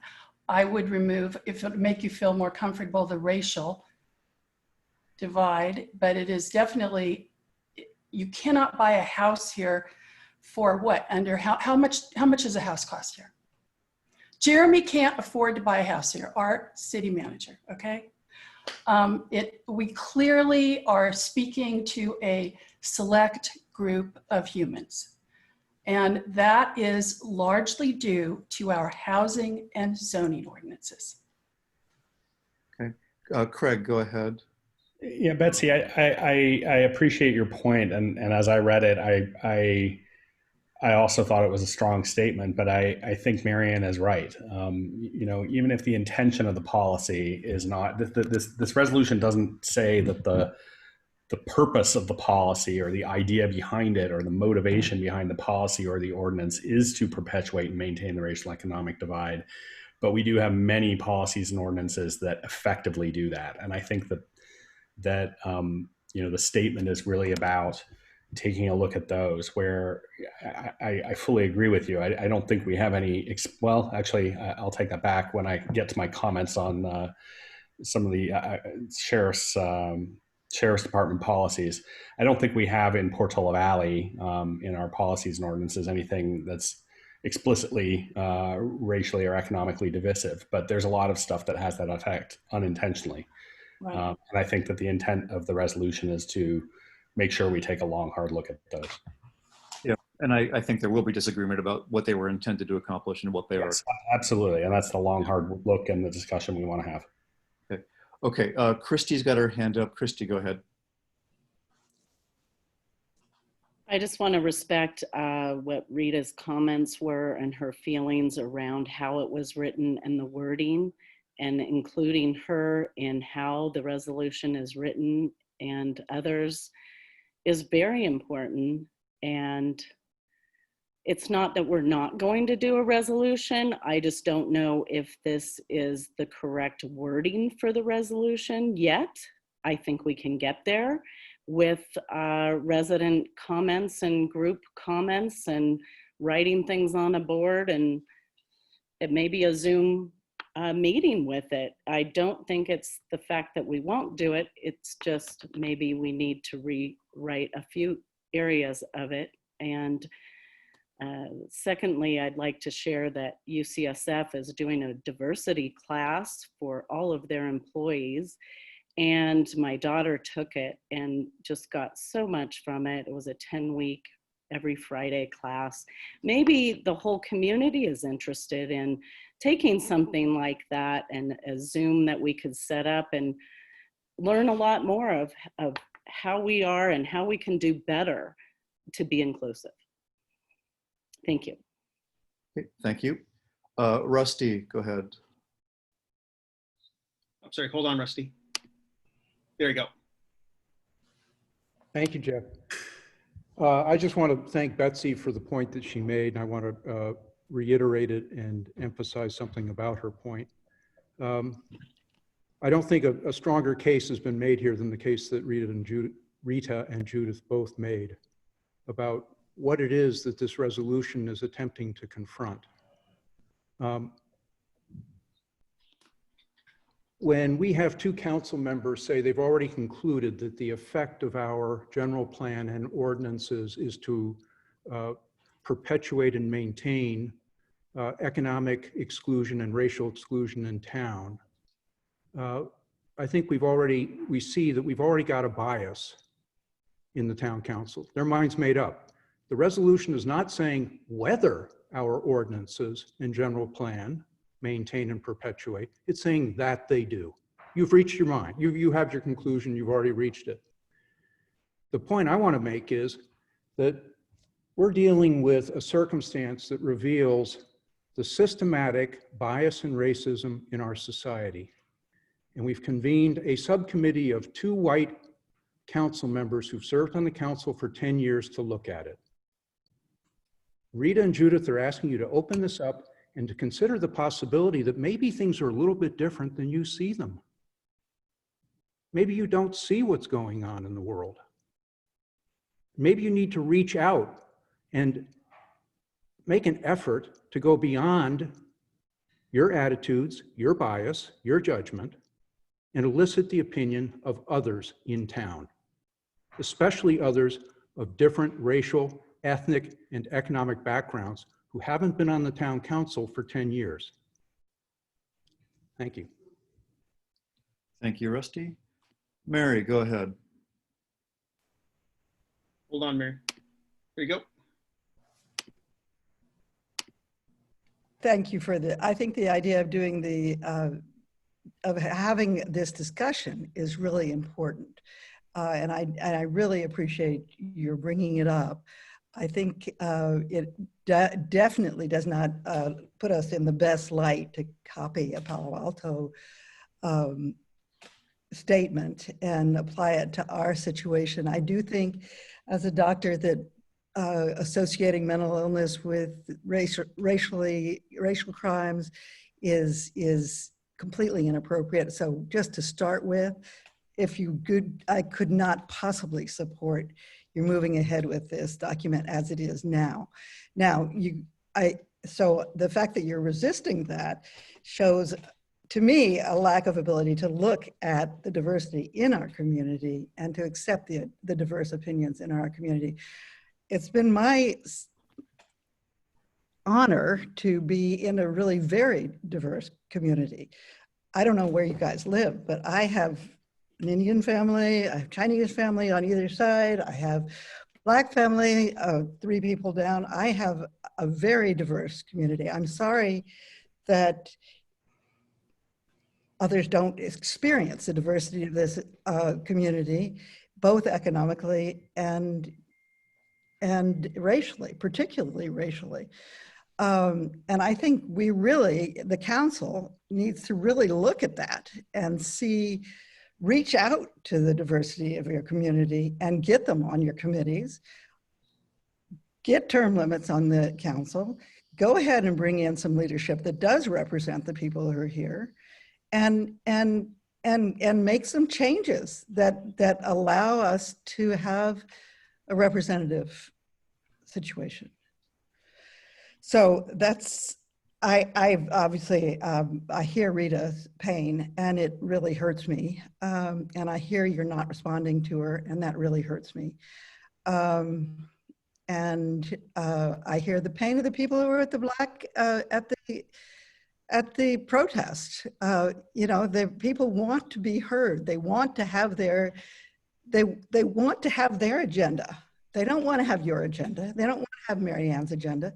They want to have their agenda. But hey. No, Mary Ann, let her finish. Let her finish.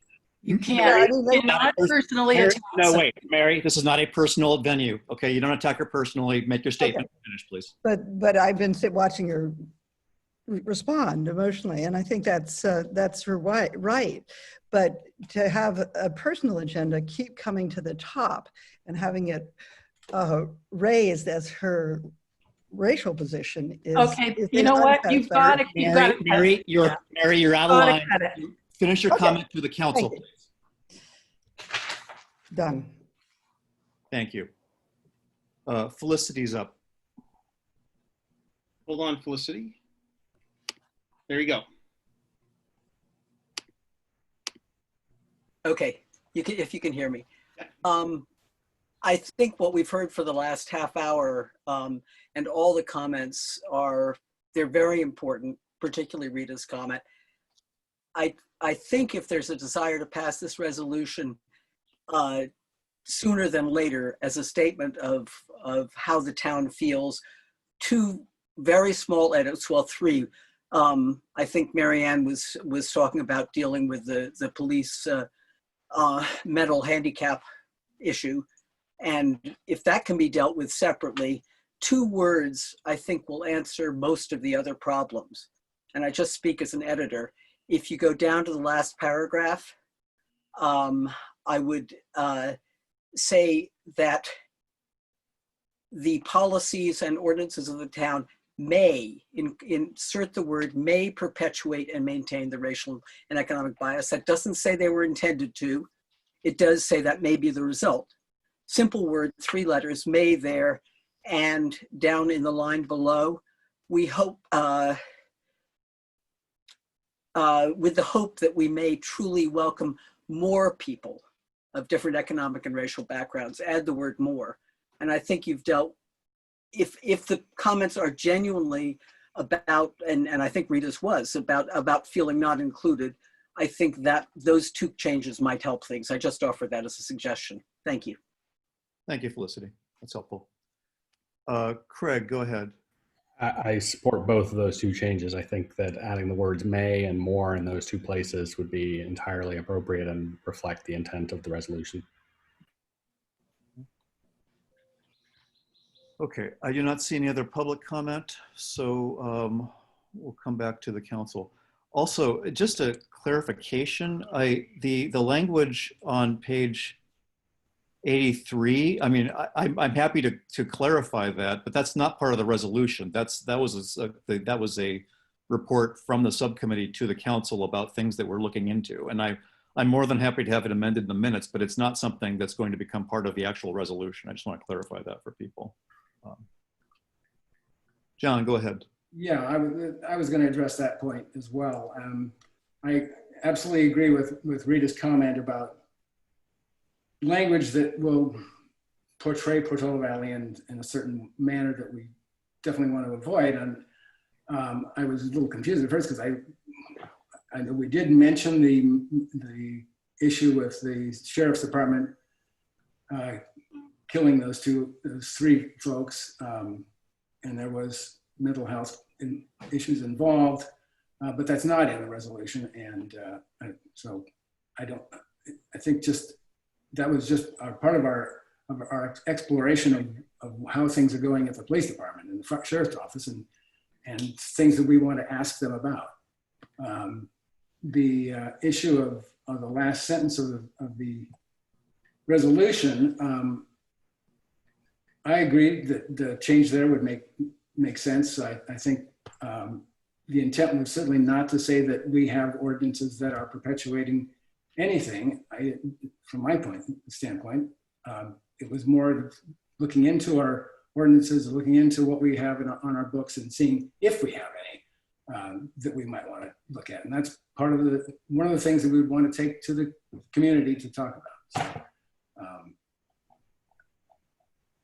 I think it's actually a lot more straightforward than people tend to make it. So.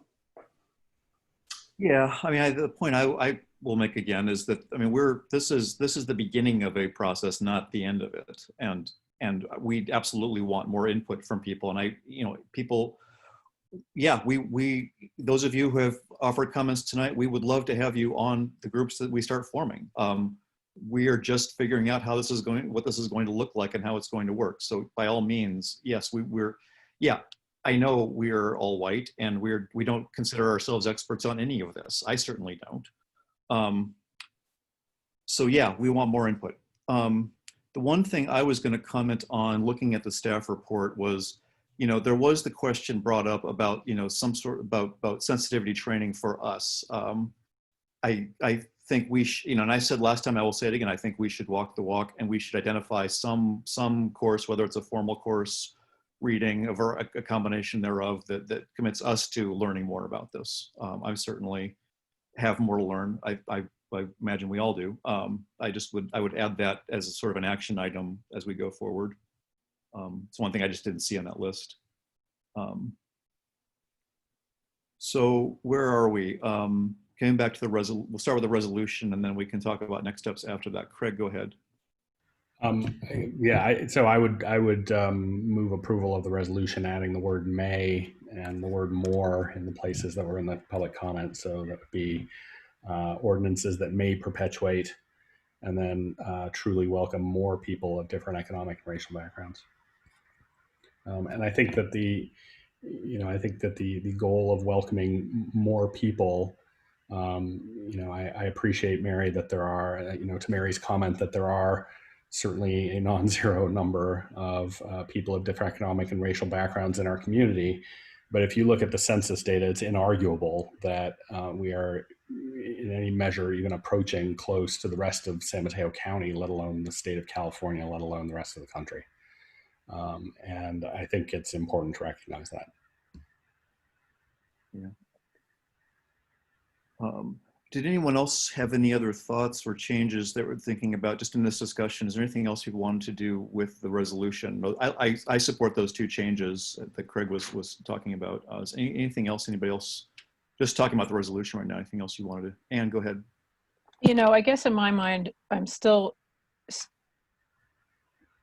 struggling because I don't want to separate the resolution from our next steps and our goals. And that's where I'm, sort of hesitating relative to this. And I think that, Felicity, I'm grateful for your changes because I think they were two good ones. And we've already shown that there are some CC&Rs and other documents that still exist in all of our records that in fact do exist here. So it's proven already we have some antiquated ordinances that clearly need addressing. So I would just suggest that I agree, however, with the editorial changes because it's a good way to really deal with it. I'm still most concerned about making sure that in passing it, we are also clearly committing to, and this goes really to my colleagues, John and Mary Ann, because you're going to be doing the heavy lifting to really come up with,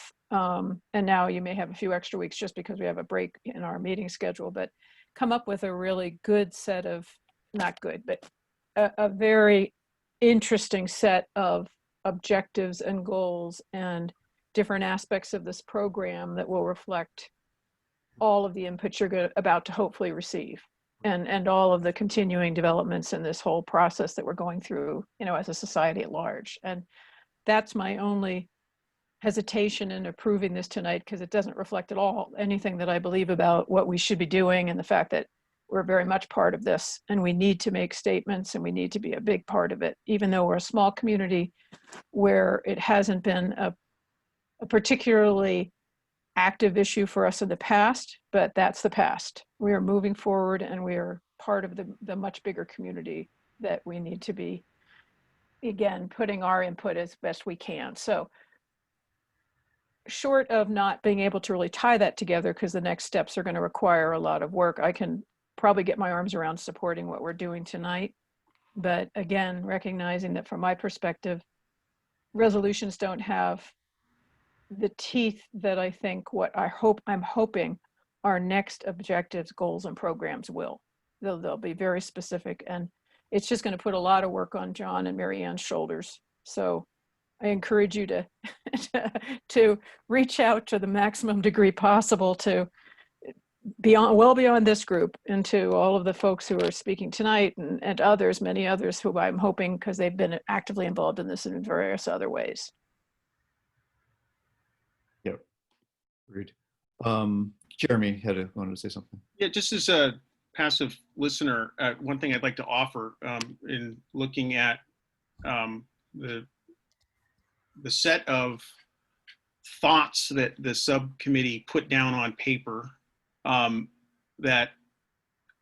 hearing the council discuss tonight I mean, I think this was captured well in the colleagues memo, but also just in the conversation, that it's a critical component is hearing from the community. And it may be best to, should the council wish to pass a resolution, the next step is having that community engagement and at least hearing from people. And then there can be a decision. You know, there's only 13 members of the public on this call tonight. There are 4,000 people in town who may have something to say about it. And I am sure we're, you know, going to receive a diversity of opinion related to what a focus should be. And then the council can, through the subcommittee, can go through that and bring back, these are the things that we've heard. What should we do next? And then put on hold any other particular activities at this point, but let that process move forward. You know, I suspect that hundreds of people will want to engage in this issue once they're aware of an opportunity to do so. And at least that's, I think, everybody's collective hope. And that makes obviously better product for everyone. We're not going to get enough information from, you know, one council meeting from the, you know, the few people who were fortunate enough to hear from. So I think continuing that makes a lot of sense. So my suggestion, just to throw it out there as a sort of a straw man, is, you know, pin some of these other activities until there's been some engagement with the community, and it might be enough that our next council meeting, which is basically 1 month, that the subcommittee can come back and share what they've heard, and invite more members of the public to come and hear that at that meeting. Thanks. Okay, Craig, go ahead. Yeah, I think that that's entirely appropriate. I think there is some, you know, I think John referenced earlier, there's a lot of information that needs to be collected, and I would suggest that the subcommittee could continue that data collection effort, because that will better, I think, help inform the subcommittee and then the broader community as we engage with them as well. Just, you know, getting certain basic data from the sheriff's department that, you know, I've looked for on their website and can't find, and certain things that they're going to be required soon by California law to be reporting to the state anyway. So they may already be collecting or have in some form. And I think that some of that information would certainly be useful. There may also be other information, you know, as addressed in the resolution around certain policies and topics and things that we want to kind of bring to the public's attention, as this is, you know, there may be for sure more ideas out there than we can think of, but there are probably some that we can think of that can stimulate some conversation as well. And so I think as part of that outreach effort to the public, you know, the more information we can provide and the more, you know, thoughtful help we might provide to the public in terms of the scope of conversation we want to have, I think could be useful. And I agree, Anne, this, as I said, I think this resolution is the first step. I absolutely want to see, you know, an action plan and a lot more work coming out of this. I just don't want to hold up a strong statement from the council pending all of that work, because I think it will be a long process. Yeah. John, go ahead. Yeah, I just wanted to say that I think Jeremy's outline of what the next steps might be was exactly what I was thinking, and that, as I said earlier, we're really mostly looking to the public to help us out with this and get on board and talk. And I think one of my concerns is that this, although we have this portal coming, that probably won't be enough. We'll probably need some other venues for people to weigh in, and I'm certainly emailing us, and I mean, postcards, who knows, but all those ideas need to come out and be explored and find out how best we can reach everyone and as many people in town as possible. Okay. I would like to move ahead tonight if we can. So it sounds like we do want to pass the resolution with those edits. And do you, somebody want to make a motion on that now? There's already a motion been proposed. I moved to approve the resolution with the 2 edits, adding the words. Do we have a second on that? May and most and more. I'll second. Okay. Any further discussion among the council? Okay, Sharon, roll call vote, please. Muted.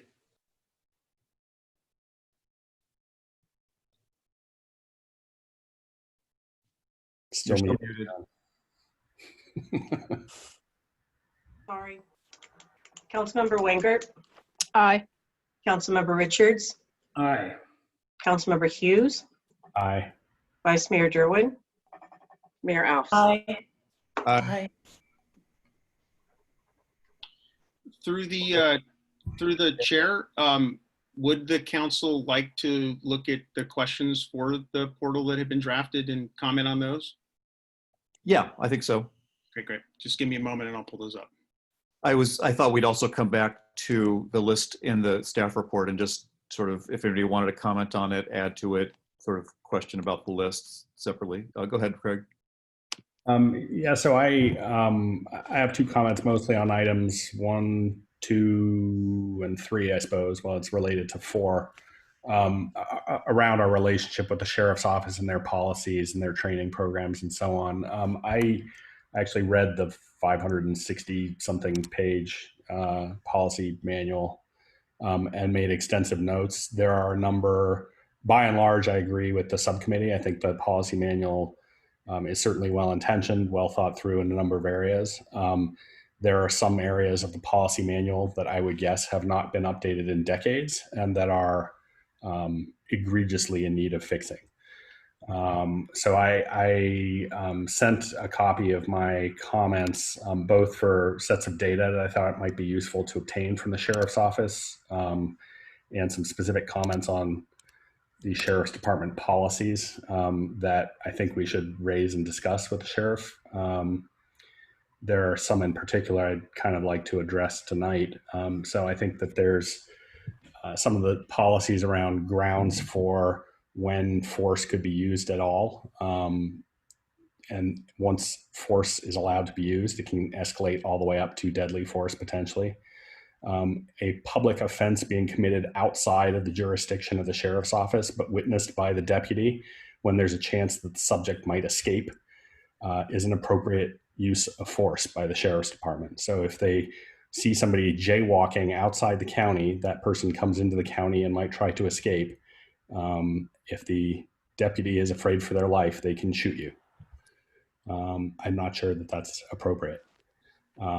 There's various policies around the use of chemical weapons and what they call less lethal weapons that I think should be discussed. My favorite policy is that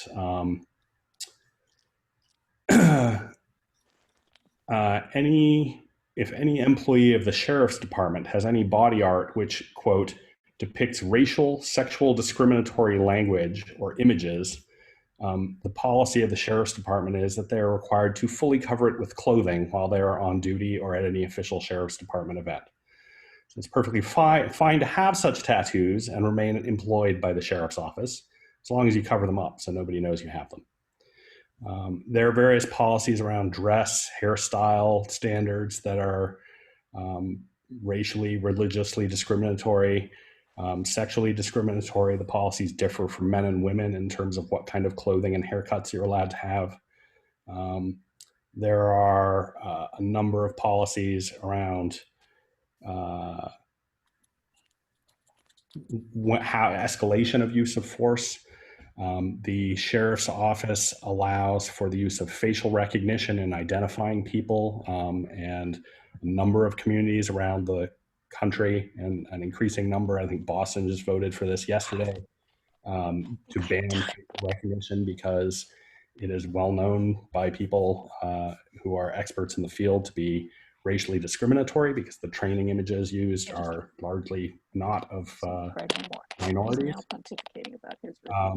The policy on racial bias training requires a refresher course only once every 5 years, where the sexual harassment policy requires retraining every 2 years. So I'm not sure why one of those is considered more important than the others. Policies around hostages and when it's allowed, when it's reasonable to use force in hostage situations. policies around body worn and in-car cameras, which are allowed to be disabled, which are not always on, where the subject of those does not need to be necessarily released to the public if there's an incident. Craig, I don't mean to, cut you off, but I mean, there's a lot of detail here, and I'm not trying to, I'm not saying it's not important. I'm wondering if there's a way to forward it maybe to John or Ann or Jeremy to get those. I mean, it's a lot of things that should be brought up or probably questioned with the sheriff. I'm wondering if there's just a way to get to them offline. Yeah, so I think I sent the list to Jeremy. It's a long list. It may benefit from a little bit of editing, but I would certainly encourage the subcommittee to look at it. I think that there's certainly some areas for improvement in the policy, in the sheriff's department policy, and those policies apply while the sheriff is operating in Portola Valley. So I think they're important to look at. Yeah, no, points well taken. I just don't want to spend too much time on that right here. Okay. Okay. Oh, Jeremy, you were going to pull up the list of. Yep. I've totally forgotten what you're going to do. Here, can you see dialogue questions?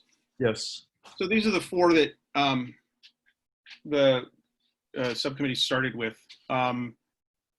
Just for disclosure at the bottom, I wanted to mention that the way that we have this drafted right now is in order to have we think a transparent process. We're requesting full names for participation. We're going to ask for addresses, but we're not going to show that, just to make sure you're in town. So these are the 4 questions. They're obviously very broad. I think the goal here from the subcommittee was to try to tease out issues in a neutral fashion to the extent that it could. So happy to take any comments. And I don't know if Marianne or John have anything to say about this. Thanks. John, anything? No, I think it's pretty self-explanatory, and there's room for more questions or and certainly the others is open comments for people will be available, and so you can address something that's not on the list. Yeah. Mary, anything to add on this? No, some of my other questions were banned, so these are fine. Okay. I'm just trying to look. I mean, they're pretty open-ended, and I feel like they cover a lot of ground just by being open-ended. I'm trying to think of. I can't think of anything that's missing from this. Anybody else have anything that's not there that they want to add?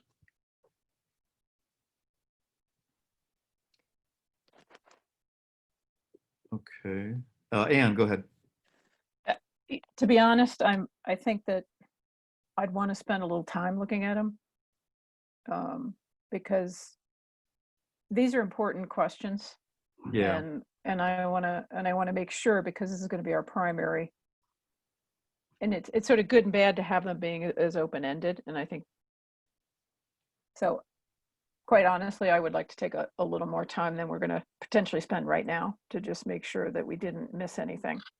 Okay. We don't have to, I don't think we have to approve these right now. I think this is, this could be sort of an ongoing, I mean, we could certainly change these over time as we need to. So, but they're very important. So I think that's why. Absolutely. This is the start. And, even people who are on this call tonight may have some ideas as they're looking at it like we are for the first time. I agree. John had his hand up, and then Craig. Yeah, I think part of the idea was that people who do come on the portal to comment will be able to see other comments and comment on those. So it'll probably generate a lot more than just the original questions, my expectation. Craig, go ahead.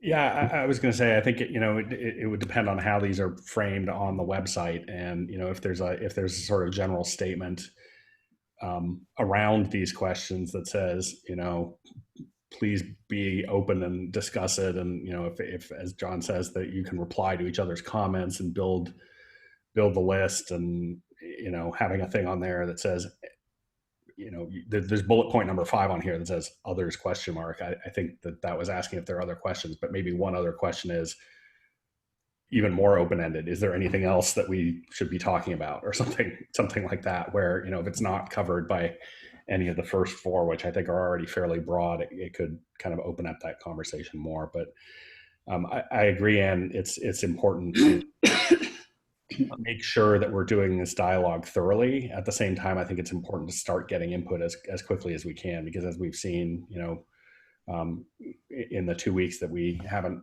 had a huge amount of open public input anyway. I'm sure that the two committee members have been discussing that with at least folks that they know and their neighbors and so on.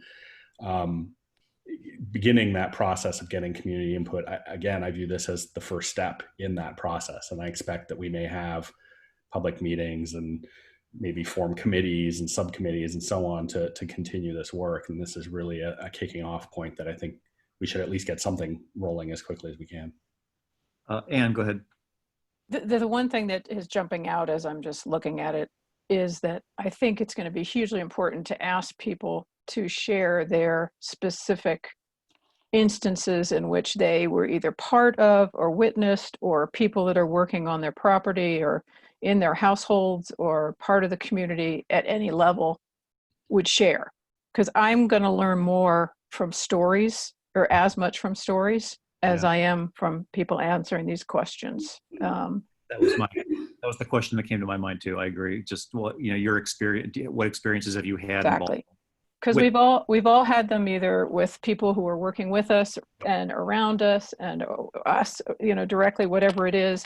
And so to me, we're gonna be more informed by those examples than anything else we would probably even see in these. I'm not suggesting that they're bad questions to ask. It's just that will start this next round of questions that you have below it. That does feel like a helpful addition. I agree. I have one. Rita wanted to comment, and then Marianne, I'll take your comment. Rita, go ahead. Hold on, let me hop in there. There you go, Rita.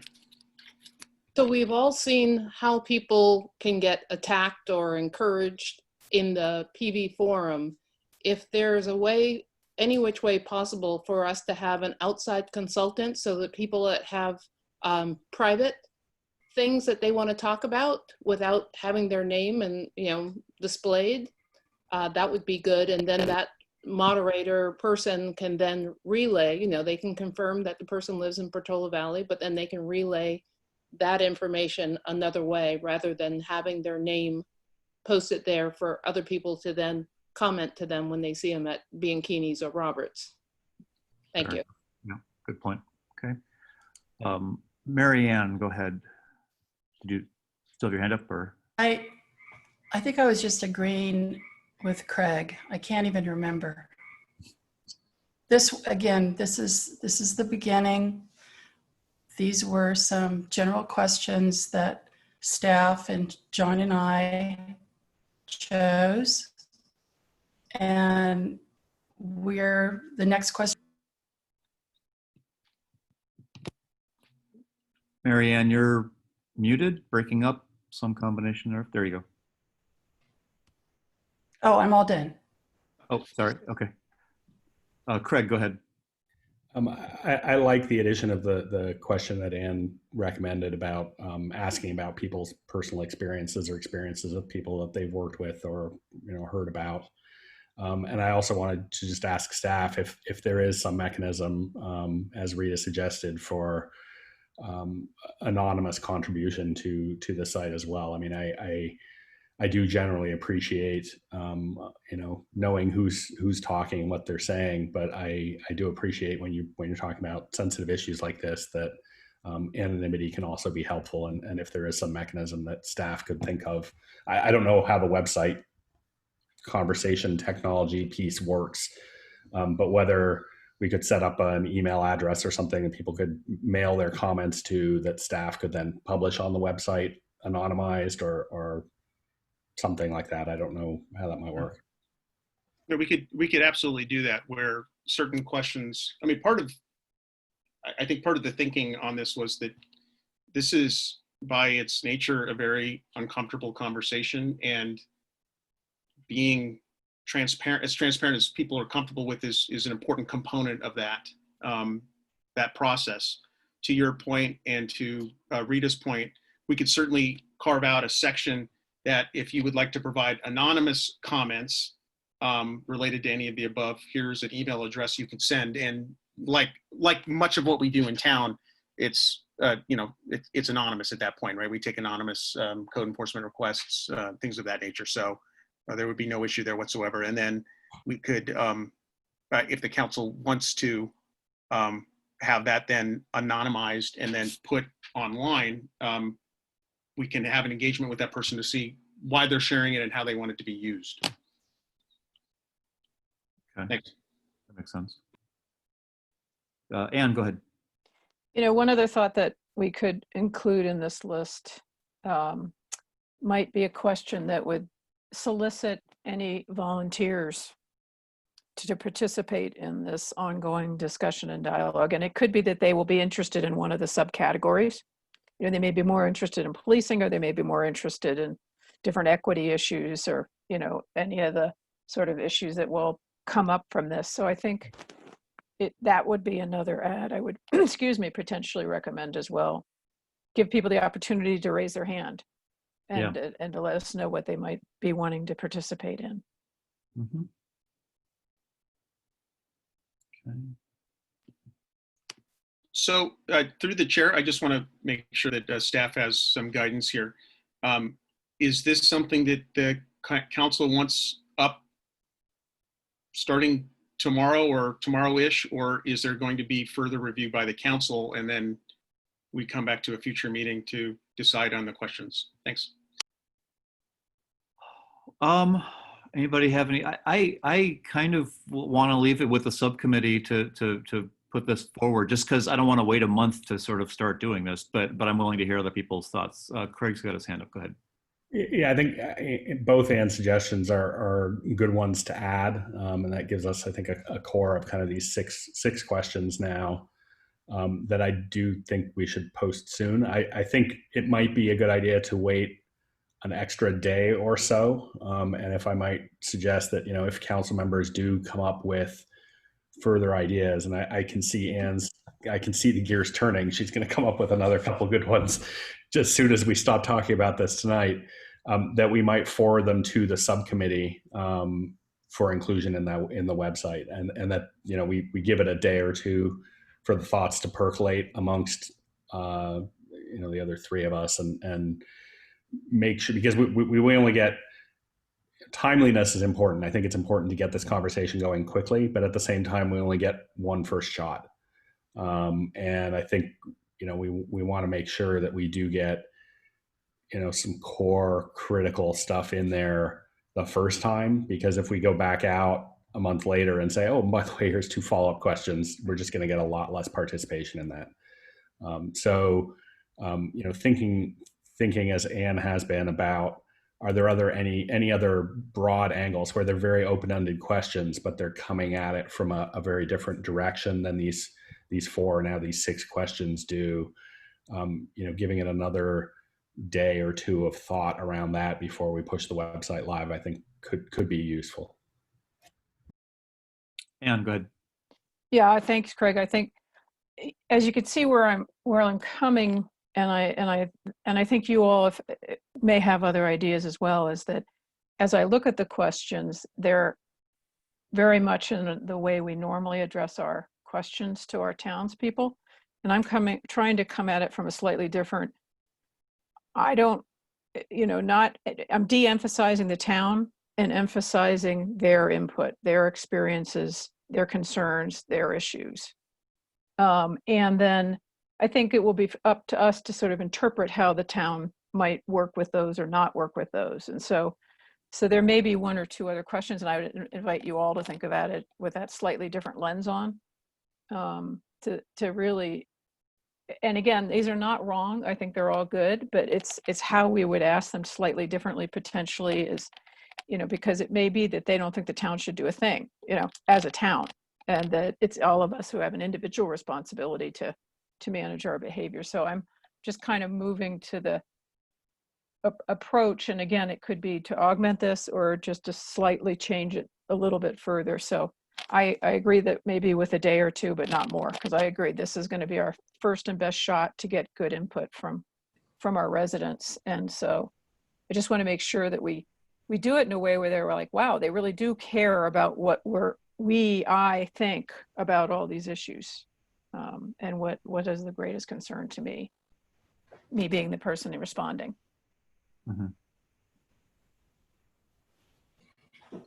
Okay. Any other comments? Jeremy, do you have guidance on this? I think we've kind of. Yeah, that's great. So I think just to get everybody on the same page, give it a couple days. We won't publish till Monday. Yeah. So that gets, through that period of time, and the subcommittee will field remaining questions and then provide that to staff, and staff will publish the site. Thanks. Okay. Judith had her hand up. I just saw that. Go ahead, Judith.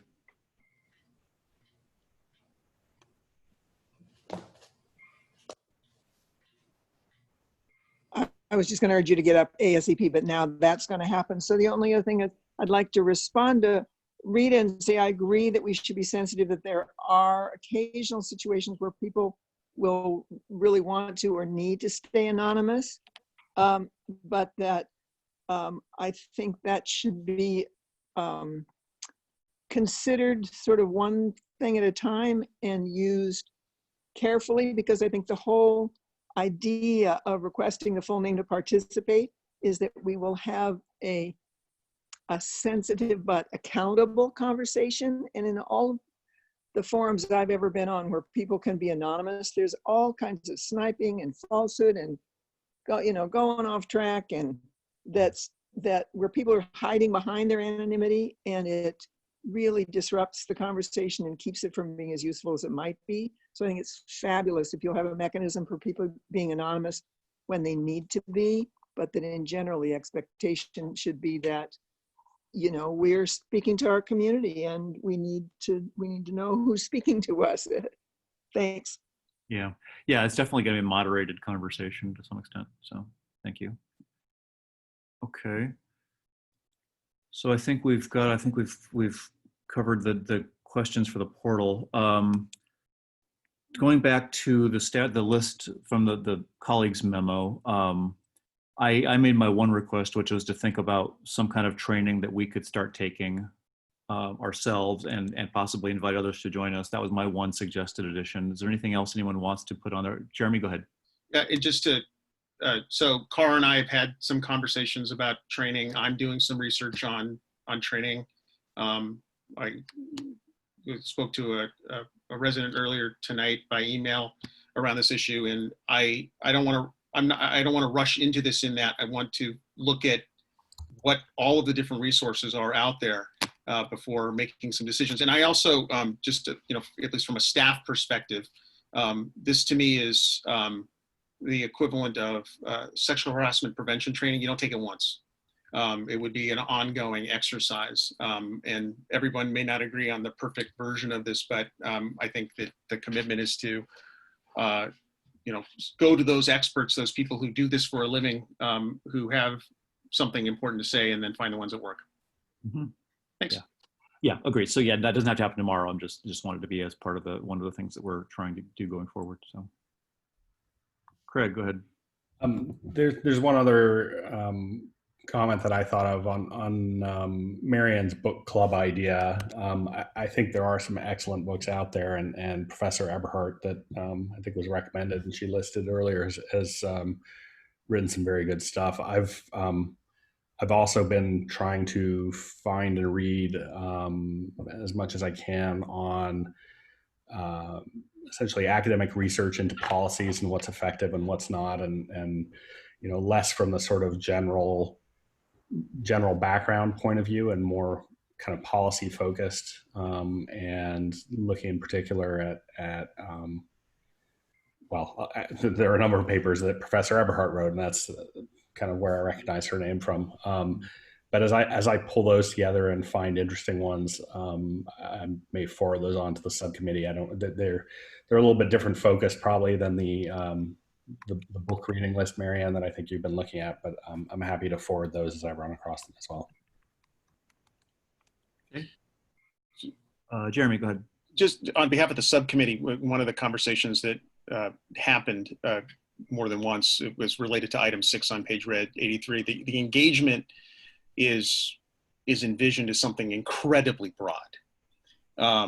where you'd have speakers, you'd have discussions.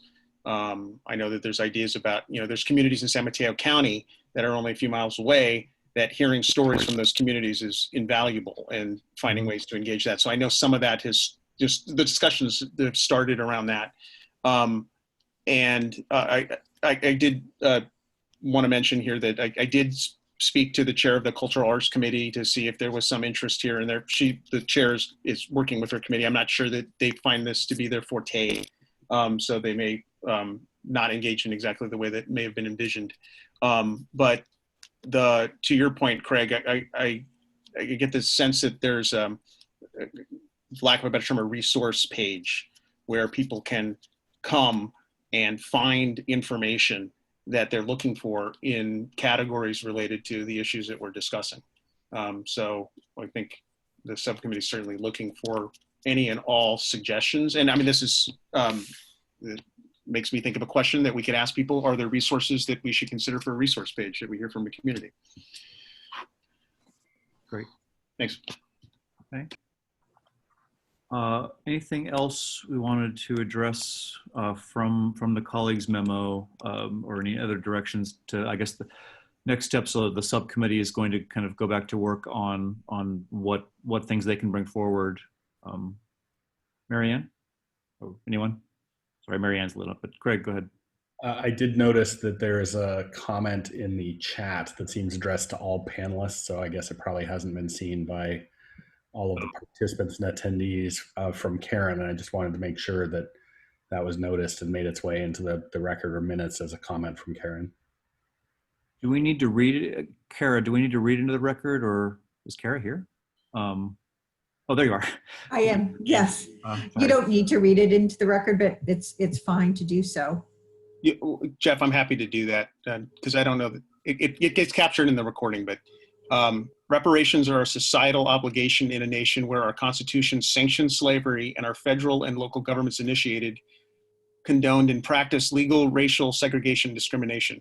Portola Valley can give up a percentage of our tax revenues for reparations. The funds can go to another town, a nonprofit, or a school district. And in just the spirit of that, Mary Hufty had made a comment. I'm interested in commenting. I think it was from earlier, and she thanked Craig for comments on, I believe, the census that are, of course, true. Thanks. Thank you. Okay, is that all for, are we done with that discussion? I think we've covered everything we need to cover. Anything else to add? May I recommend a 5-minute break? Yeah, why don't we do that? Thanks. Okay, great. I'll stop the recording right now. 9:39. Okay. All right. We are back after a break, and item 11, which is the amendments to the Kutzman Associates and CSG Consultants contracts. Jeremy, go ahead. Thank you. I'm going to share the screen too because these were a late add, and our apologies. This is a recommendation from the planning and building staff for very short-term inspection service and plan check service contracts with our long-term contractors, Kutzman and CSG. We worked with both of them to have these short-term contracts as the budget is still a document in process and in flux. And we requested, and they agreed to hold their fees flat at this time until we could have a broader discussion on some of their longer term requests and the state of our budget. This is in the spirit of ensuring that during this time that we aren't increasing fees on our residents for a variety of services. Although this is a pass-through, that's not something the town's directly involved with. We obviously signed the contract. So again, the contracts are for the same level of service at the same prices for 3 months. What we plan to do in the late summer is have a conversation with the council through the budget process, because both consultants would like to have the council consider some increases, partially based on the fact that it's been a while for one of them to raise their fees, and another one isn't actually at sort of industry standard. That's my presentation. Thank you. Okay, questions for Jeremy?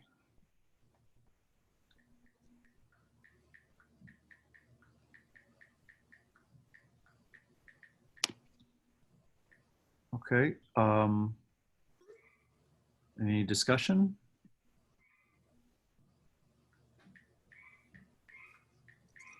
So really, All right, we'd be looking for a motion for the contract extensions. I move approval of the contract extensions for inspection services and plan check services. Second. hey, any discussion? Sharon, roll call vote, please. Councilmember Weingart, Aye. Councilmember Richards, Aye. Councilmember Hughes, Aye. Vice Mayor Derwin, Aye. Mayor Alves. Aye. Okay, that passes. Thank you. Item 12, the interim budget. Go ahead, Jeremy. Great. And I am joined by Cindy Rodas, Interim Finance Director, and Jim Sacco, our Fiscal Consultant. I'm going to be making the presentation, but obviously all three of us are available for any questions. Let me share my PowerPoint. This PowerPoint will be very familiar to you because it is basically the PowerPoint we used last week. As we have been discussing with the council, this is an interim budget. It's a rollover of the fiscal year 19 and 20 dollars. We believe that this is the right way to move forward in this period of uncertainty because we don't fully understand the impacts of COVID on both our revenue and expenditures, and that we will be learning more in the next month or so on what those impacts look like. The other obvious change was the budget look, which came from a reorganization of our chart of accounts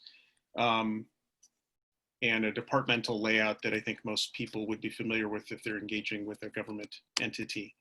The capital improvement program is very scaled down, and it's only including those expenditures that we anticipate actually doing work on or spending the money on this summer, including, as you recall from the last staff report, fire mitigation work. Just as a reminder of what we are putting in our rearview mirror, this is very familiar what the revenue and expenditures look like. These were constructed in a way that appeared to be fairly organic without a relationship to departments. And in your budget book, this, although small, this is an example of the new look. Here's a division level 1-2 planning and building department. The significant change from our last meeting is we added more detail to the capital improvement program. Thank you for the feedback to the council on that. Sorry for that omission before. These are issues that are familiar to you that we'll be looking at as it relates to September. These are all areas that have been or are expected to, or we anticipate potential impacts from COVID.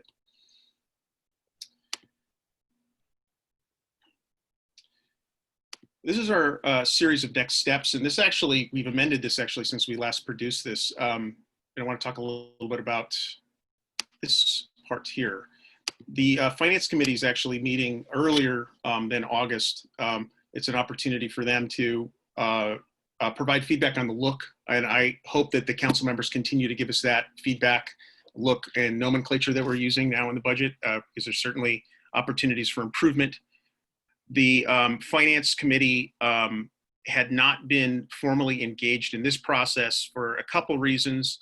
One, the OpenGov implementation process for our new ERP was taking a considerable amount of time, and given the fact that we understood this budget to simply be the numbers that were in this year's budget, we thought that a deep dive wasn't necessary. We did try to schedule a meeting at one point, but unfortunately had to cancel it.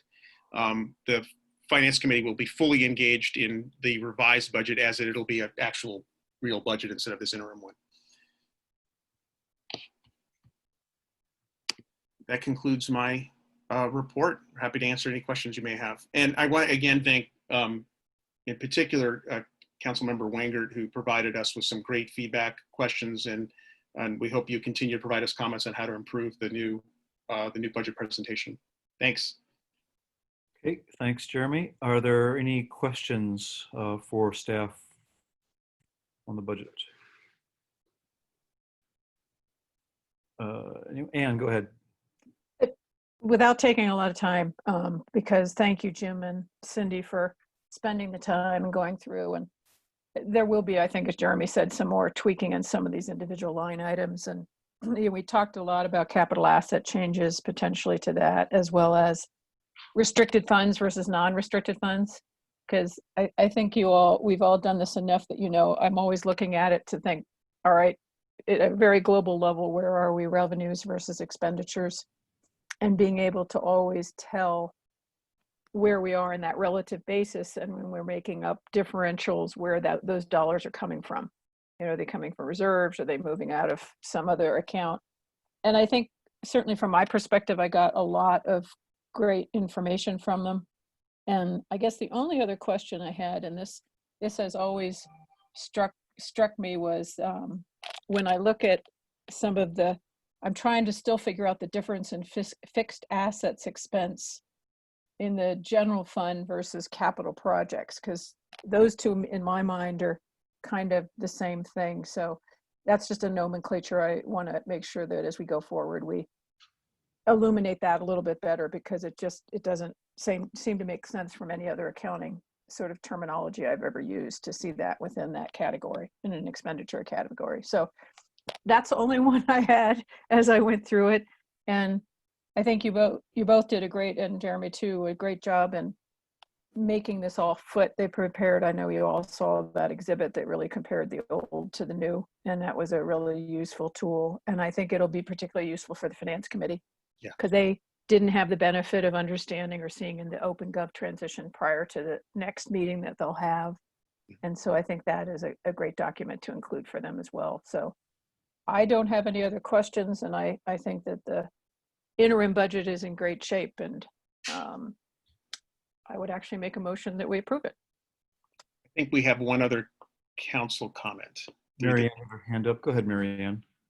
Yes, my comment is, thank you, Cindy, for the spreadsheet of the old budget and the new budget. I was actually able to understand it.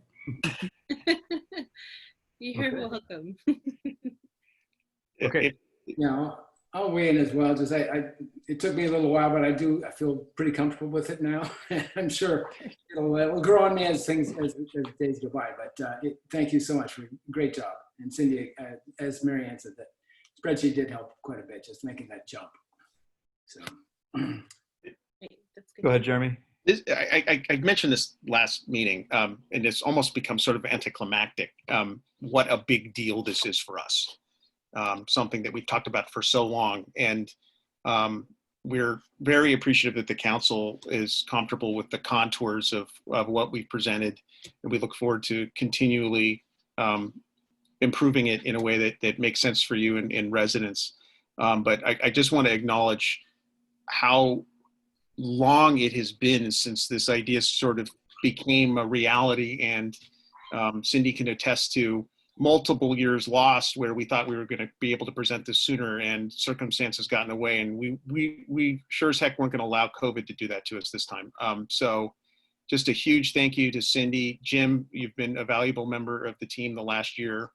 I love working with you again. So just thanks to everybody. Really appreciate it.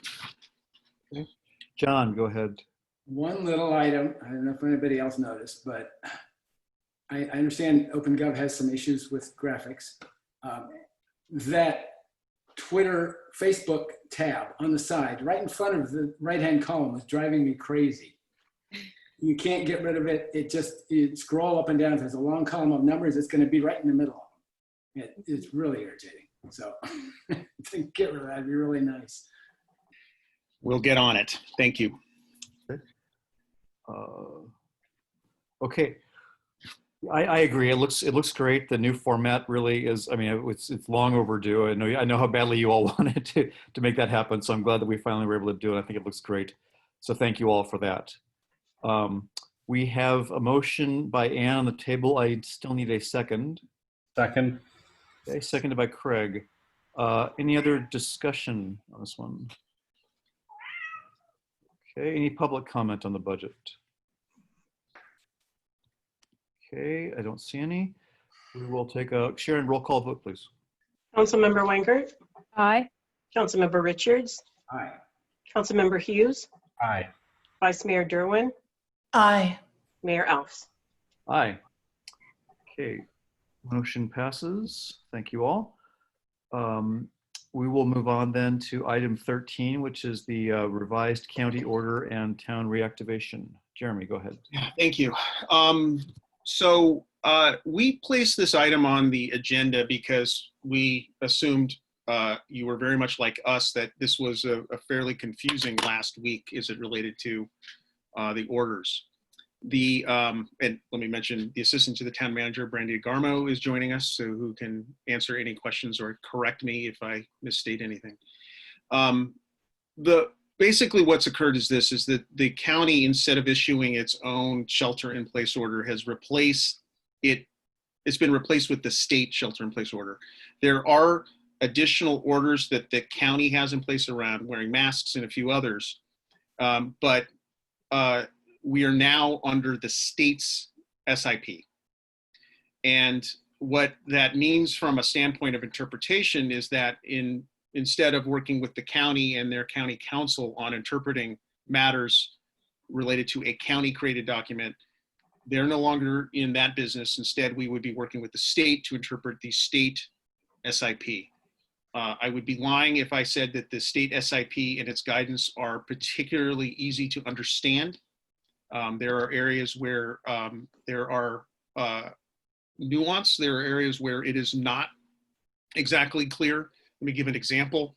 An area that has been confusing for some of our other neighboring jurisdictions is dog parks. Dog parks is not called out really anywhere except in a very specific area in one of the orders around RVs that has confused people.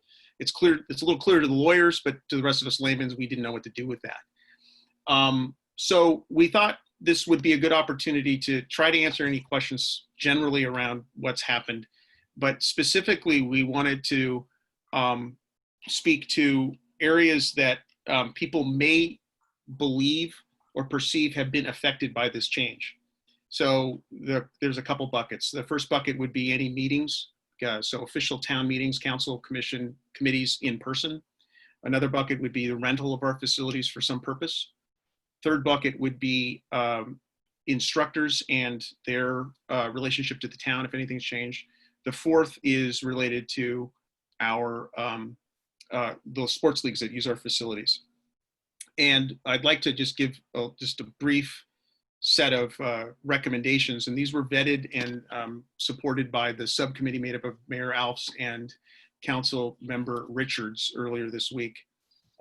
There's nothing in the order that suggests that we should be moving back to in-person meetings. I don't get a sense that anybody wants to do that given the climate. We are not recommending any change to that. We continue with the Zoom meetings that have worked well so far. We are also not recommending any changes whatsoever to the rentals of our facilities by residents of the town. Although gatherings are allowed at a certain size, we do not believe that it makes sense at this time to start opening our facilities in that way without a management or oversight tool that we simply don't possess. It's not something we feel comfortable passing along to those who be running the facilities. Just today, we had two very useful conversations with our instructors and with our leagues. And this is where it starts to get even more complicated. There are opportunities within the state shelter-in-place order to, correct me if I'm wrong, Brandy, for there to be, for kids, some opportunity to get together. And that doesn't really help the leagues in any real way. The leagues are sort of in a position where, as of yesterday, that they didn't have an opportunity to create a tool for kids to practice. We've also seen in the last day some new guidance that's been posted at the state level that's essentially prohibited a whole set of activities, particularly for adults, around intramurals and in certain types of sports. So sports are still essentially off the table. And the league representatives we talked to today, who've been great partners, and John Myers, who's our Parks and Rec chair, and then Wengert, I think we all reluctantly agreed that there wasn't really an opportunity to do anything anew here that to provide opportunities for anyone playing sports. In that one area that's been a little controversial for us has been tennis. There is a desire in the community from people that we're talking to open up our tennis courts for tennis or pickleball. We in the shelter in place order, the state's orders, we do not see an opportunity to do that because they're supposed to be managed by the operators, and we don't have the capacity to provide that level of management for the facilities, which is very frustrating. Today, someone put in chalk in front of town center saying, open up our tennis courts. We understand that frustration right now, but we don't see an opportunity to do so. For our instructors, there may be, depending on the type of class, some opportunity to do something more in person. So depending on the instructor, we're having some engagements around that. But many of the types of activities that we would normally offer, cooking classes, for example, they're not going to happen. And there was a reluctance on many of the instructors to even entertain moving to doing something in person, just given the situation that we're in. So what we've said to a few of the instructors is that we'll work with you if you've got some ideas within the order, but many of the other instructors, particularly those that work with children, there doesn't seem to be a way to move forward. This is all very frustrating. And unfortunately, the trend lines are moving in a way in this state, maybe not yet in this county, but certainly in the state, that are alarming.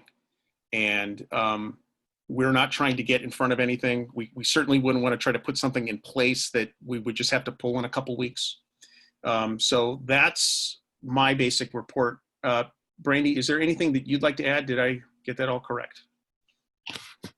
Yes, you got it all correct. I just wanted to clarify with any youth activities, whether it be sports or classes, those would have to be held in what is called the day camp format. So basically a cohort of 12 kids whose parents agreed to only allow them to participate in that activity. The instructor could only teach those kids, no other kids, and they would have to be together for at least 3 weeks, a 3-week period. Right. Which is, challenging to manage if you're an instructor, and there's a lot of faith, I think, placed in people to make sure that that works. I would say that broadly, as you know, the staff has been working in our own cohorts back in the building over the last 2 weeks.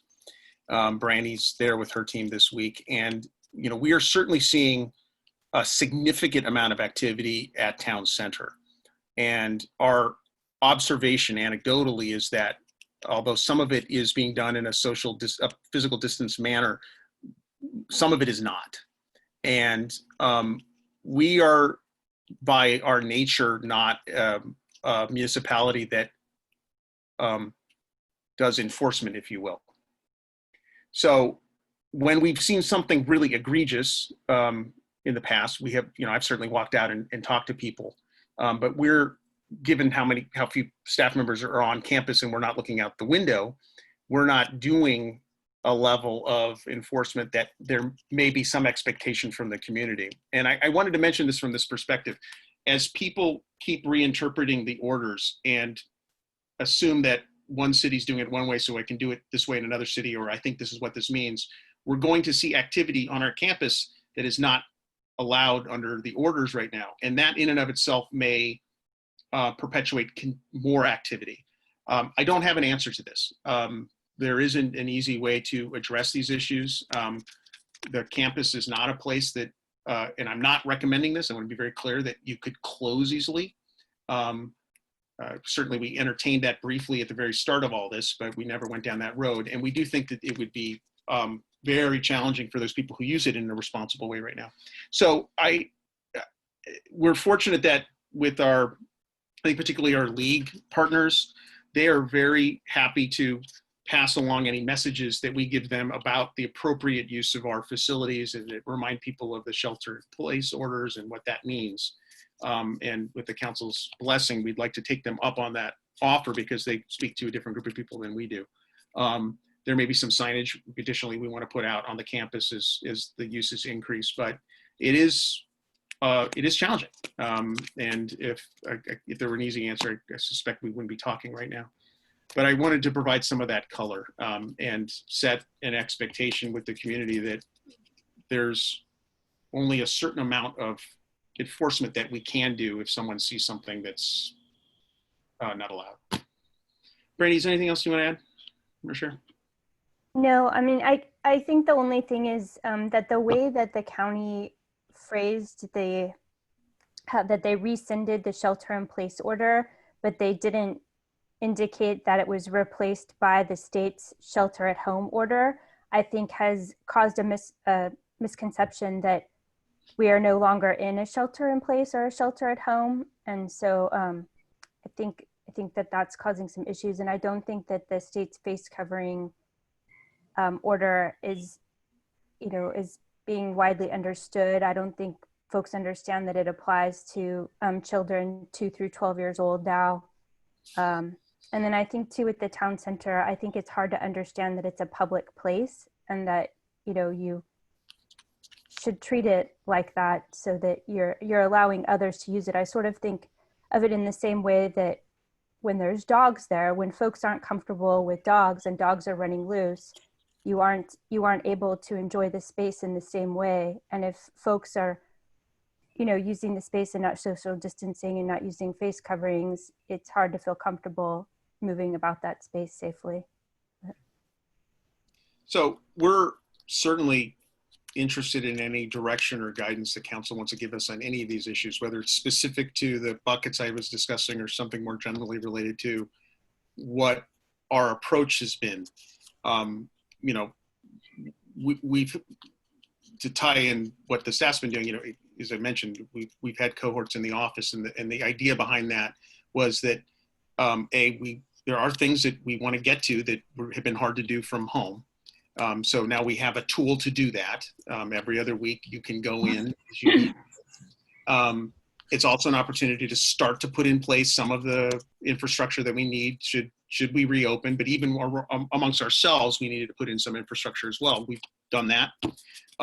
Starting next week, what I've said to the staff is that, I'm not expecting people to be in. I'm still expecting people, if they can work from home, they should work from home, but they can come into the office under their cohort should they need to. And I'm sure members of the staff will take advantage of that as they need to. But that means that we won't have eyes on the ground every day other than Public Works, and they're not, I've not charged them with that responsibility, nor can they do it when they're out in trails or other, right-of-way work or the like. So we just, the general message here is we wanted to create this space to have that conversation, to hear what we've been thinking.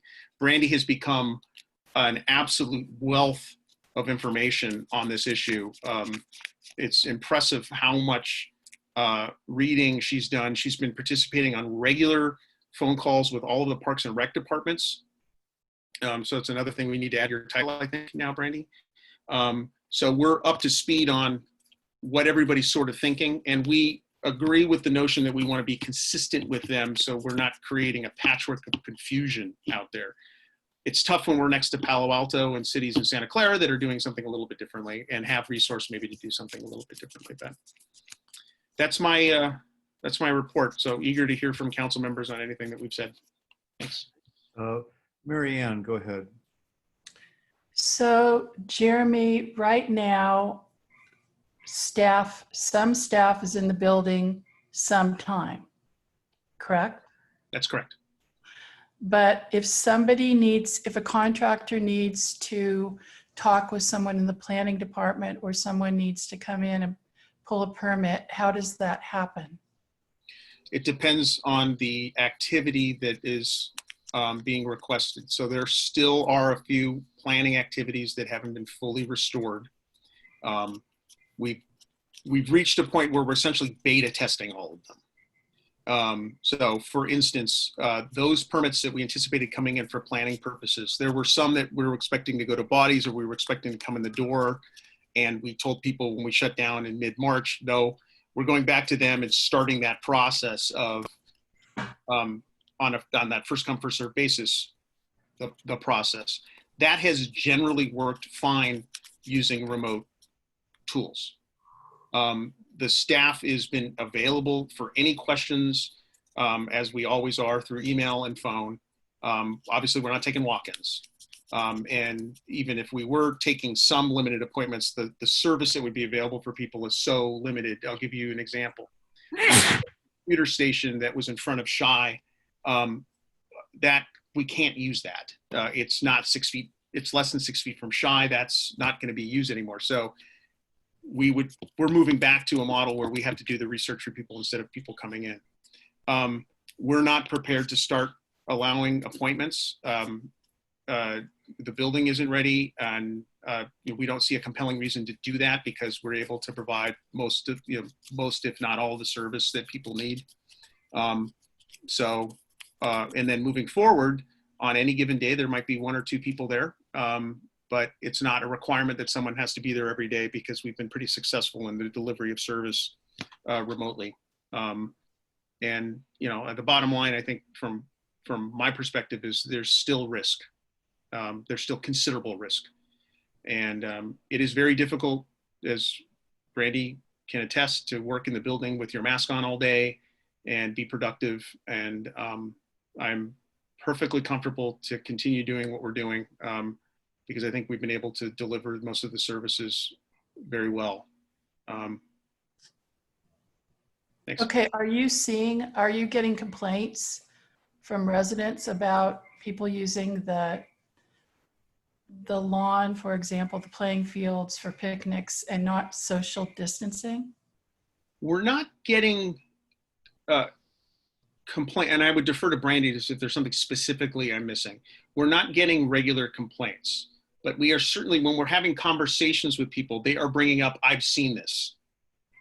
So I wouldn't classify it as a complaint. They're not calling on a code enforcement issue, but we have certainly heard from folks, when I have been near town center, I have seen people doing X or Y or Z. Okay, all righty, thank you. Thank you. Other questions for Jeremy or comments?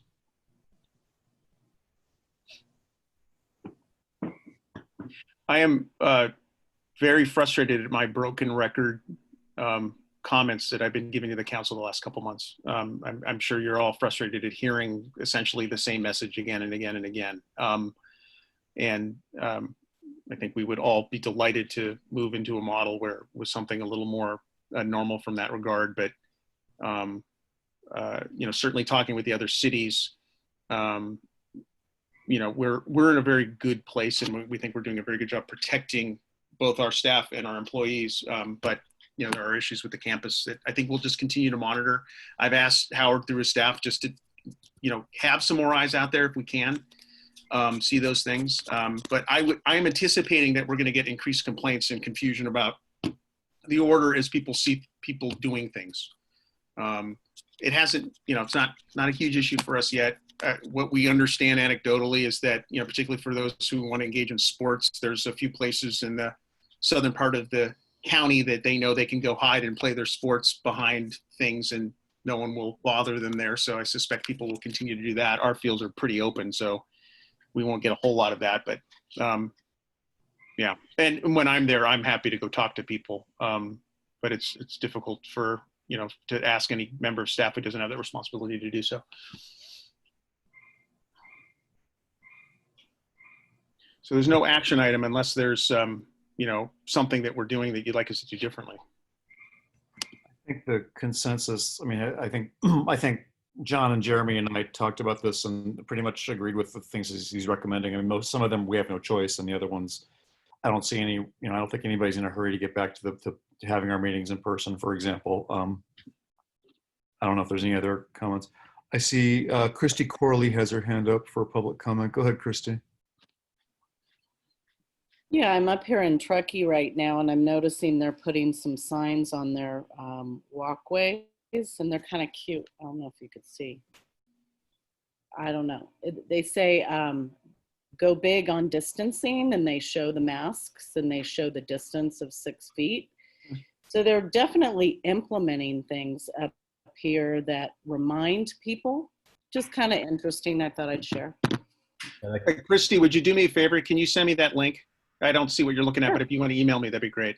Sure. The county announced today that they have a program as well on our call that's based on a heart, and they've got a whole sort of series of things, including stickers to go in shop windows and things that reminds people wear a mask, wash your hands, stay 6 feet apart, and those will start showing up, I'm sure, all over the place as they roll that out.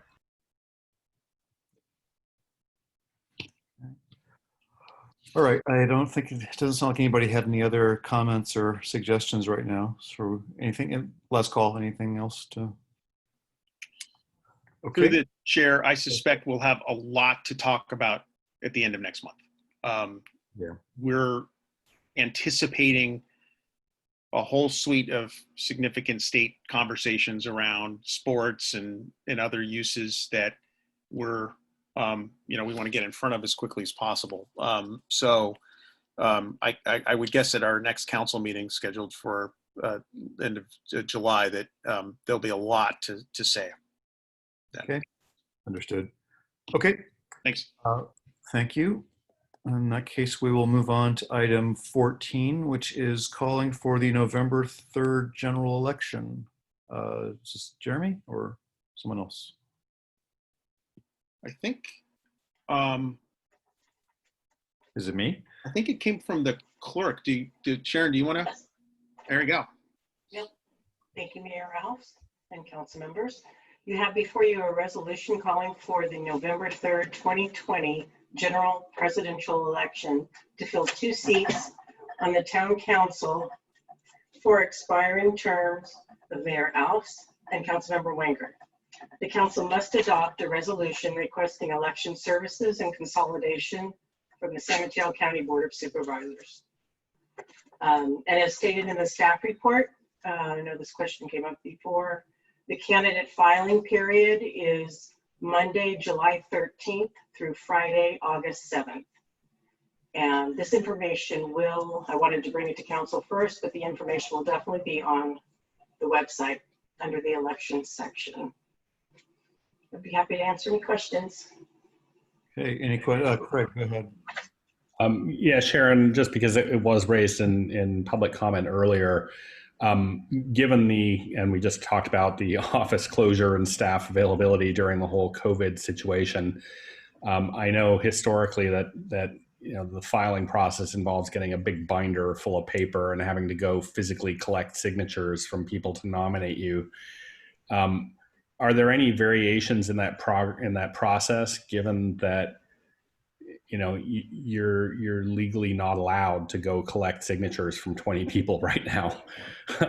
So can you talk a little bit about that? Has any guidance come from the county or elsewhere about how that process should go on, given that people are not supposed to be interacting face to face? Right, so the county, that question came up at the clerk's meeting, and they had one city that was going to have a candidate specific time, like set up, let's say in front of the schoolhouse, and where people would, on a schedule, maybe come in and sign, or they, it would be announced and they would just stand in line 6 feet apart and do it that way instead of going house to house or however you normally would do it. That was really the only thing. As far as the candidate packet, I am working on electronic packet, and they're accepting e-signatures. I will have to follow up on a few of the documents with wet signatures, but I will, figure that out as we go. Thank you. Other questions for Sharon on this?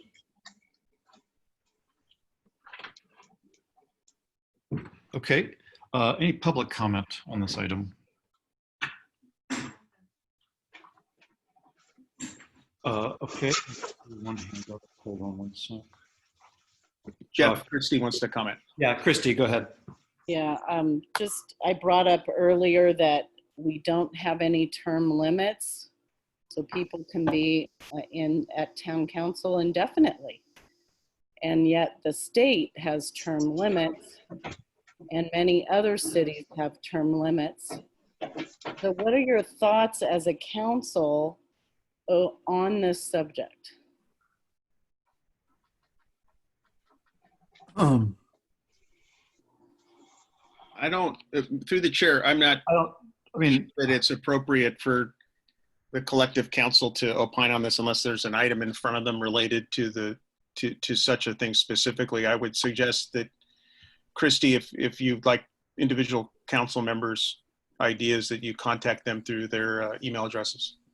Thanks. Yeah, it's not agendized, so. Rita has a hand up. Go ahead, Rita. I guess my question is for Sharon. Sharon, or perhaps Jeremy, how will we be posting this new process? Are we going to put it in the Palo Alto Daily, the Almanac? Is there a way that we let people know that the process has changed so that people that are interested in applying for those two positions, running for those two positions, can figure out what they need to do to different than going door to door? How are we going to let people know other than just on the pv.net? Sharon and I have not had a specific conversation yet related to what that would look like. You know, I defer to Sharon on previous elections and what the town's roles and responsibilities are around promoting the election. I don't know if Sharon, if you have any particular thoughts, but Sharon and I haven't talked yet about what that would look like. Yes, I'd like to talk to Jeremy about it. My thoughts are there will be a notice of election following the adoption of tonight's resolution. And then I will start working on the website with the candidate packet and more information. And we can also have that in town news so that it's on the homepage. You know, again, this is just beginning. So it will be well advertised. Okay, and sorry, but I have a second part of that question. I've been communicating with Sharon about access to certain town documents. And right now I can't gain access into the town hall offices to review those documents, but I might want to look at those documents for this election. So what is another way that I can then have access to these documents? If there are documents that you'd like staff to provide for you, share them with Sharon and we will get copies to you. Yeah, she's aware of which documents that. There's quite a few though. I was thinking, I didn't know, Rita, that you wanted it before the election. I mean, and there's not too much time before the candidate filing period, but I wasn't sure when we were going to allow appointments, and I was going to make an appointment with you at that time so you could come in and look at the documents. There's quite a few. So let me just say for the record, I very much doubt that we'll be allowing appointments into the building before July 13th. So, you know, Rita, will do everything we can to get you what you need as quickly as possible, knowing that we have very limited resources to do so. But as long as you're working with Sharon, you're in good hands. Okay, if those documents were available online, which for the public would be nice to have those documents available online. I see in other cities and towns, those documents are available online. So if that was possible, I can view it from my office at home. Thank you very much. Thanks.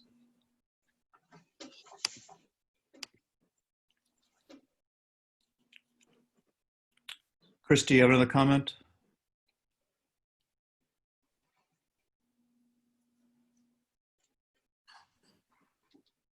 Christy?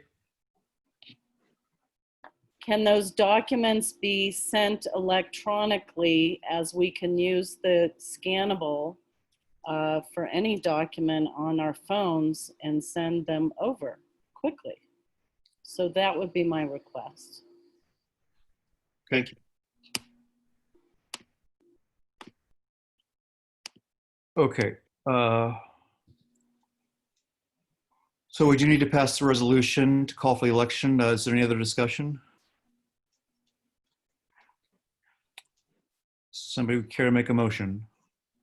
Move that we pass the resolution to hold the election on November 3rd. Okay. Second. Okay, moved and seconded. Any other discussion? Sharon, roll call vote, please. Councilmember Wenger, Aye. Councilmember Richards, Aye. Councilmember Hughes, Aye. Vice Mayor Derwin, Aye. Mayor Alves. Aye. Okay, motions passes. We have followed the election. All right. Item 15, council liaison and regional reports. Anne, why don't you start? All right, Monday, ASCC, it was our first Zoom meeting since COVID started. It was 2 discussion points. The first was actually pretty interesting. It was the new BMR modular unit on the Priory property that's replacing the old dilapidated house on Portola Road. It's a Carter War project, 3 bedrooms, 2 baths, 1,435 square feet. So very efficient.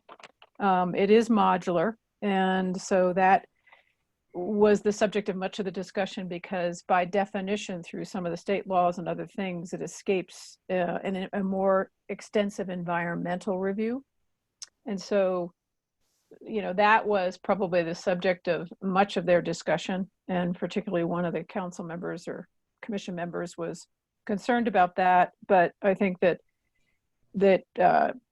Laura did a great job, as did Dylan, in sort of explaining that clearly all of those requirements had been met relative to these houses having been approved by the state relative to their environmental review. So, but it was a robust discussion, and the only minor tweaking they were suggesting was that some of the white vinyl window trim be replaced if possible with a darker color. So it wasn't clear whether that could happen, but basically in the end, it was approved by a unanimous vote. And so we will start to see some progress. That house will disappear finally, the one that's been there for some period of time. Mm. And then the next and only other agenda item they had was 19 Redberry Ridge. And that obviously is in Blue Oaks. And it was really a hardscape landscape plan. Very significant amount, however. It was over 10,000 square feet for 19, the Sala property, which is a very substantial property. And so they have a new garden path, and they basically, as George described it, he had been living in it for 9 years, and now they wanted to make some fine tuning to the actual physical environment surrounding the property to suit how they were using it. But it was pretty extensive. The commission was very positive about it and felt that he'd worked really closely with all the requirements on terms of lighting and hardscape, et cetera. And so they were, it was again a unanimous vote to approve that project. So that was that. And then Jeremy mentioned the only other meeting I had today or participated in, which was the Park and Rec discussion relative to the new orders, state orders, in terms of sheltering in place and the interpretation of those. And I'd say one other comment I'd make about that is that the, members of the leagues, in particular, Kate Hamill, has been all over really trying to understand in great detail what those orders mean for their leagues. And they have been as confused as anybody relative to the constantly shifting sands in terms of how these are all being defined by the state now, and that the county has kind of thrown their hands up and said, it's out of our court, we're giving it back to the state. So hopefully there'll be some greater clarity, as Brandy mentioned, as we move forward in the next couple of weeks. And that's it. Okay. John, go ahead. Okay. At the Emergency Services Council meeting at the county on 18th, first we had a presentation from Mike Callahy, very much like our Wednesday morning midday briefing. The main item there was budget revision that was adopted by the JPA to finalize emergency services from the county to all the towns. Our particular portion went up by $785. We pay about $17,000, $17,515 actually for fire and hazmat and those services. Then I had a conservation committee meeting just the other night, midday rather, yesterday. And some discussion about invasives up at the Dengler property. Apparently a lot of it is on a neighboring property. They were wondering if it was worth doing our narrow strip of town property with all these invasives right next door. But that was a kind of a long discussion with not much resolution. Some discussion about mowing on the trails. I guess that Howard has started mowing now. And there was a comment made that apparently there's still some spot treatment of herbicides being used here and there for poison oak. I want to talk to Howard about that and find out what that is. Do you know anything about that, Jeremy? Know what the... No, I don't specifically, John. I'm sorry. Okay, just wondering about that. Apparently there are a lot more bikes out on the trails. People are a little bit upset about that in some cases. The trails that aren't supposed to have bikes, obviously. And let's see. Fairly long discussion about how we're going to treat the road remnant and whether or not that is going to get a complete survey, whether or not it makes sense to keep a 100-foot uniform 100-foot right-of-way up to that area. But I think the conclusion was that we really need to get the information first, get some survey information, so we know better what we're dealing with. Let's see. They're working on trying to get more public outreach about rodenticide use, trying to come up with a hashtag so that people can write in and make comments about rodenticide use and protecting our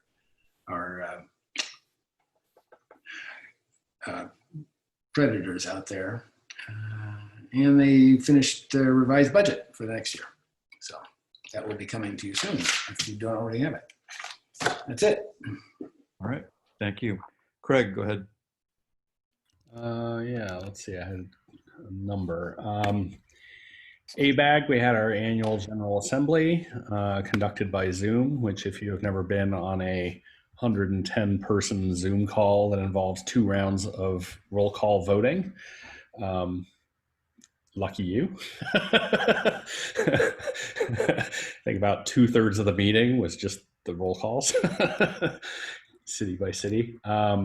There was not a ton on the agenda other than discussion of, well, approval of the budget was one, and the approval of the budget, which was drawn up before COVID, includes an increase in city or members' dues to ABAG.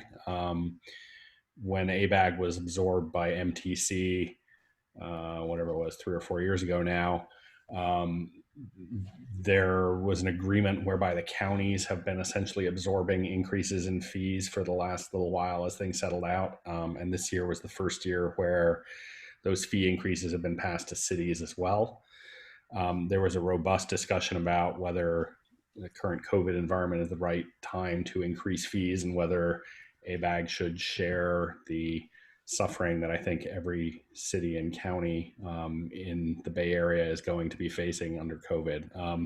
So in the end, the budget was approved with the commitment from the president and the executive board that they would, over the coming months, look at the budget and look for areas to be able to trim some of the costs, and that those would go against the fee increases if possible. So worst case will be, I think Portola Valley is facing a fee increase of $100 or thereabouts. It was a tiny amount. And it was really more a discussion of whether symbolically now is the time to be increasing those member dues. So it was approved, but the board will be revisiting it and seeing if they can save some money somewhere to reduce those fees. Let's see, what else do I have here? Finance committee was postponed. And Trails Committee. So Trails Committee met on Tuesday the 16th, so a week ago Tuesday. And they also discussed, as John mentioned, that there is does seem to be with the reduction, I think, in the venues and opportunities for doing exercise, different bike patterns on trails that people have been seeing. There's been, erosion from bike tracks in some places, horse encounters versus bicycle, and so on. So I had a discussion about that and what might be done. Looking through the rest of the items here. They brought up the issue of the closure of the Sequoia Trail, which is a short trail in Windy Hill that leads kind of into the top of Sequoias, dumps out by the parking lot there, and then carries on over to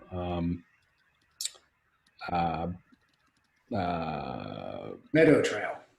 Well, it goes to Meadow Trail inside the reserve, and it goes over to the street whose name I'm just completely blanking on. But, yes, thank you. It's getting to be a little too late. So they really, because it's kind of a horse connector trail, they were hopeful that we might be able to think about reopening it.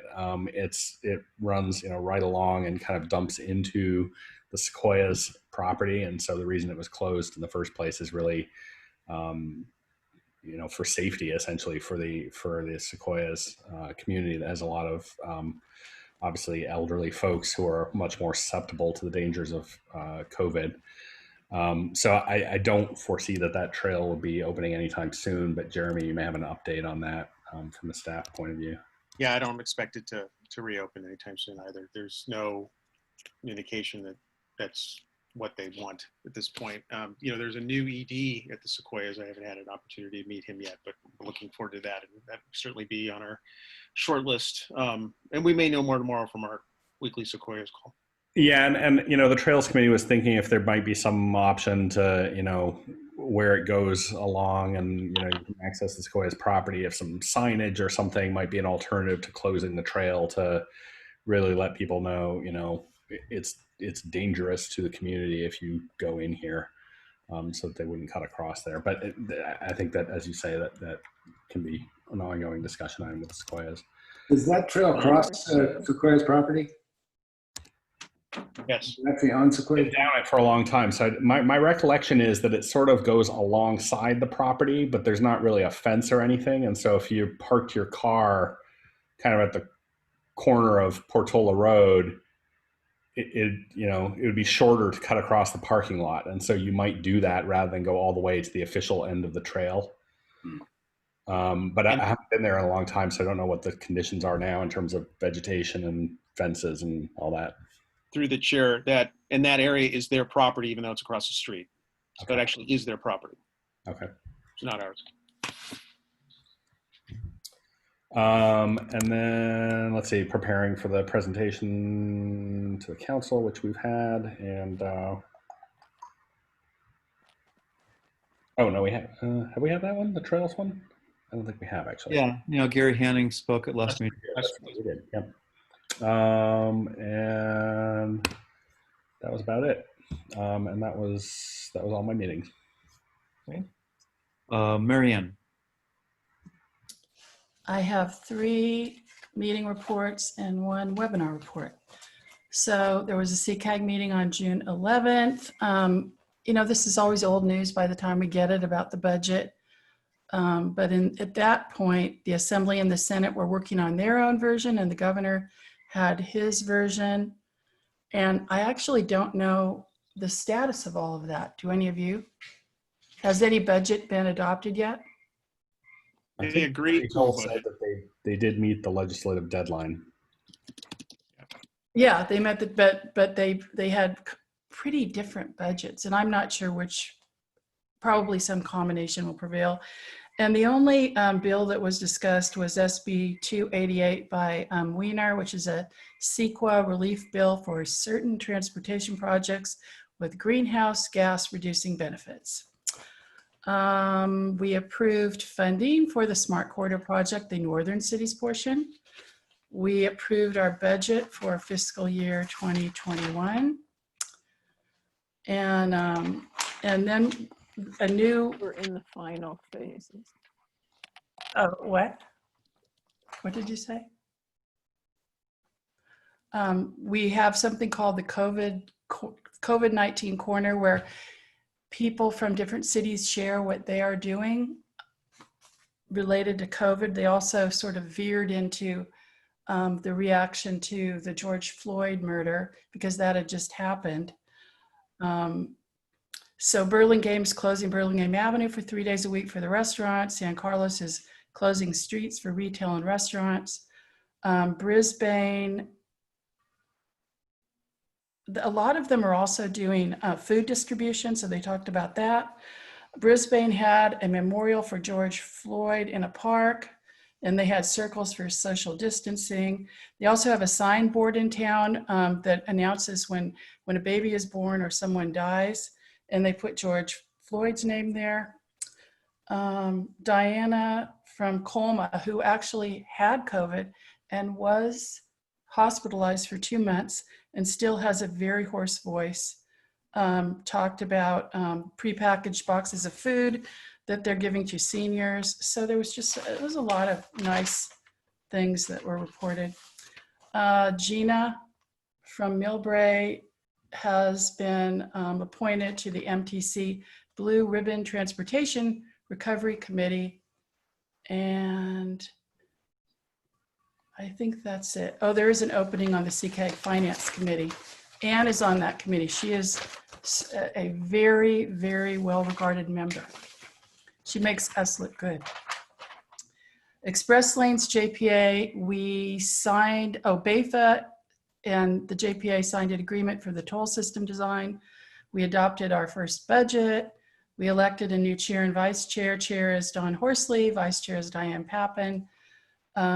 Sandy reported out that the finance ad hoc committees met several times, and now staff's been meeting, and they're close to having terms agreed upon for the loan, and that will come up on our agenda for July.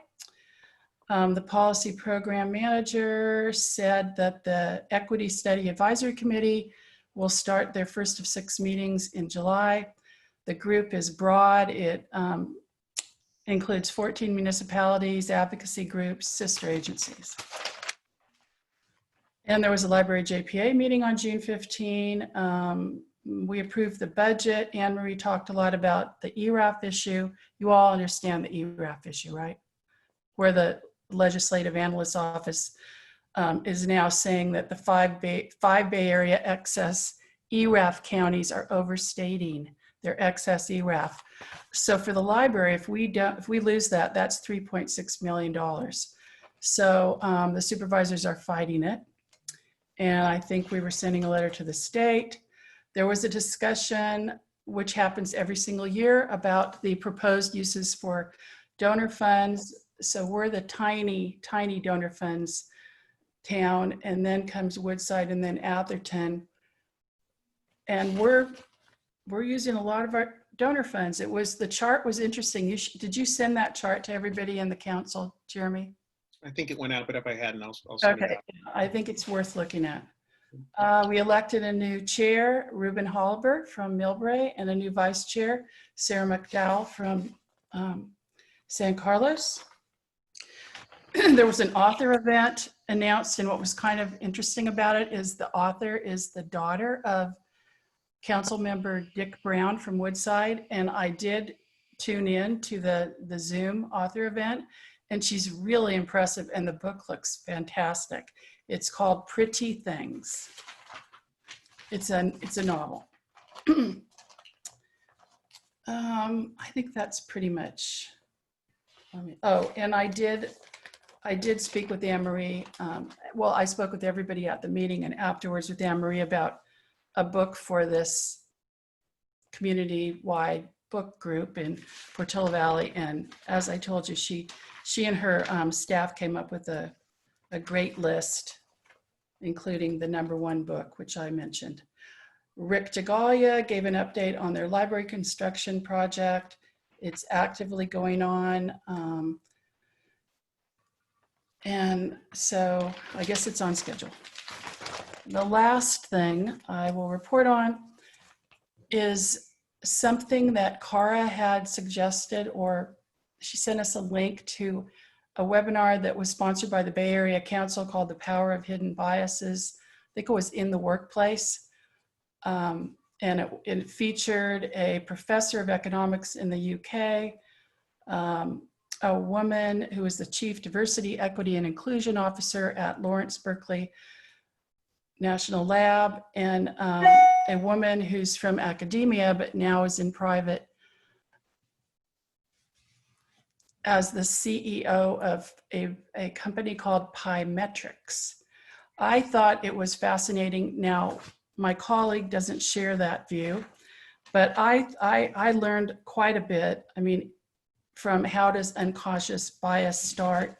We're born with it. You can't really rewire it. You can learn to mitigate it, to all sorts of how does it affect the workplace, really diving down into it's bad for the company talent pool, the ability to level the playing field. I mean, bias holds back career progression and it holds back companies.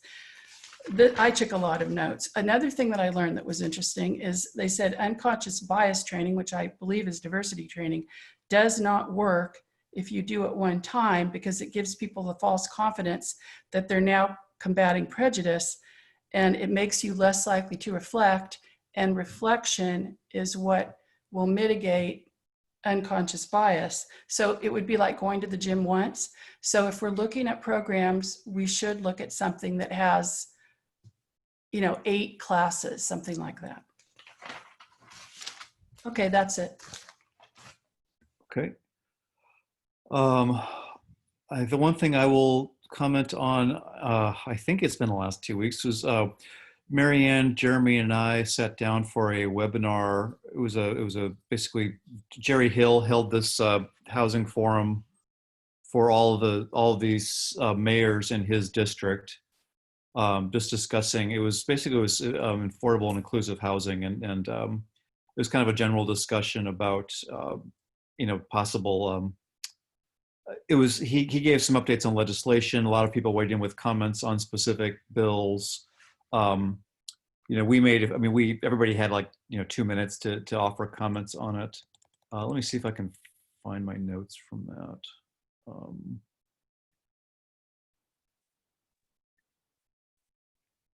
Jeff, I think you reported on this last meeting. Did I? Gosh, is it that long ago? I was trying to remember. Yeah, Okay. you did. I remember the And discussion. I probably did, and so I guess it's possible. For some reason I thought it was the last 2 weeks. If that's the case, then I don't think I've had any other meetings. Well, you were in the webinar. What's that? You were in the webinar with me. Weren't you, the unconscious bias? No, I wasn't. Oh, you weren't? I thought you were. Okay. I was. Oh, you were. I was. I said, all you white guys look the same. Okay. No, I was not on that one. It sounds interesting, but no, I was not on. Okay, then in that case, I think we're done with that. Jeremy, are we on to your report? Yeah, and I only have one item I'd like to share. Was reading, these are publicly accessible notes that are taken by the executive director of 21 Elements. That's the housing consortium in the county that helps cities with their housing elements. He's reported out through his notes that there's been a kind of initial informal look at what the numbers for RHNA, the regional housing needs allocation, will be. And they're as bad as we thought. They're 2.3 times bigger than the last cycle. So instead of 187,000 units, it's 441,000 units. The numbers have not been subdivided into cities at all yet, and that's not going to happen much for a while. But it's what we expected based on what we were hearing. So it likely means that the town will be faced with a much larger number if we're to assume that it was, let's just call it 2 times. That's instead of 64 units, that's 120 some odd units, 130 some odd units, which, challenging to accommodate. We would not be able to accommodate the below market units simply from what our normal production is from ADUs. So obviously more to come, and it's not official yet, but that's what we've heard. So there will be more to come. When once that number is finalized, when does RENA actually allocate our numbers? Well, they've been revising the timeline for it. Initially, we thought it would be this summer, but it's going to be later. It could be as late as early next year. So I'm not holding my breath that we'll see something this calendar year, which is challenging because that just means we have to work that much quicker to revise our housing element with information. So we'll really have to hustle at that point. This is why you've seen us, including in this council packet, we've been applying for funding to help support that because it won't be something that, we're going to need some help. I thought, Jeremy, I think they showed a timeline for when they were expecting the RENA process to play out at the ABAG meeting. And my recollection was that even though the final number may not be till next year, that there are various stages of preliminary numbers that should be coming before that. So right, and this is the first round. At least directionally, are they going to load it all in Portola Valley, or is Redwood City going to take it all? Yeah, I'm hopeful that we'll have some direction later this calendar year, but we certainly know that it'll be a big number. That's clear. Well, isn't Rick Bonilla on that methodology committee as well as Carlos Romero? Am I right? I'm not, Rick, maybe, I'm not sure. Okay. That's all I have. Thank you. Okay. Any questions for Jeremy's report? Okay, then we're on to the digest from June. Yep. Yes? Oh, nothing. I thought I saw a hand up. Nope, there is a hand up. There's a hand up. Christy, go ahead. Yeah, I have a question about the ADUs.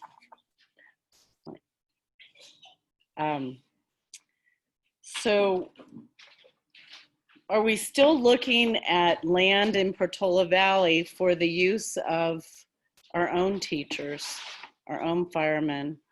And if so, where will that land be? And what are we thinking? I know the ad hoc committee disappeared, but how are we still gonna look into that? I think it's our own land and build on our own land. So just a reminder, that committee recommended and the council endorsed a plan to utilize town center as a potential site for some modest housing. There's no other sites that have been, I would say, officially sanctioned by the council in that fashion. Presumably through the housing element, there'll be more work, but it's fairly early to start that kind of work.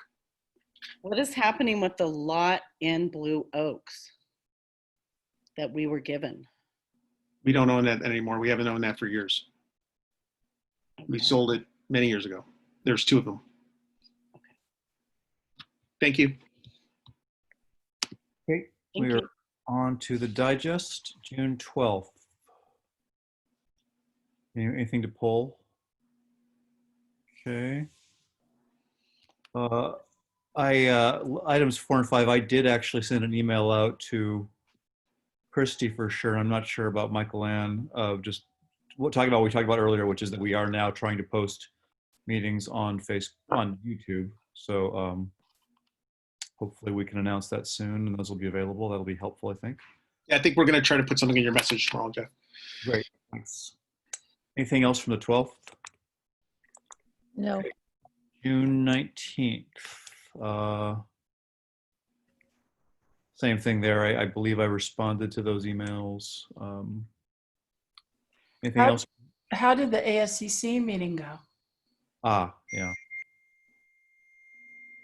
Who? That's one I reported on. Oh, she did. That's right. Oh, okay, but it was Zoom, right? Yeah, okay. It went fine. It went very well. Laura and Dylan did a great job. Okay.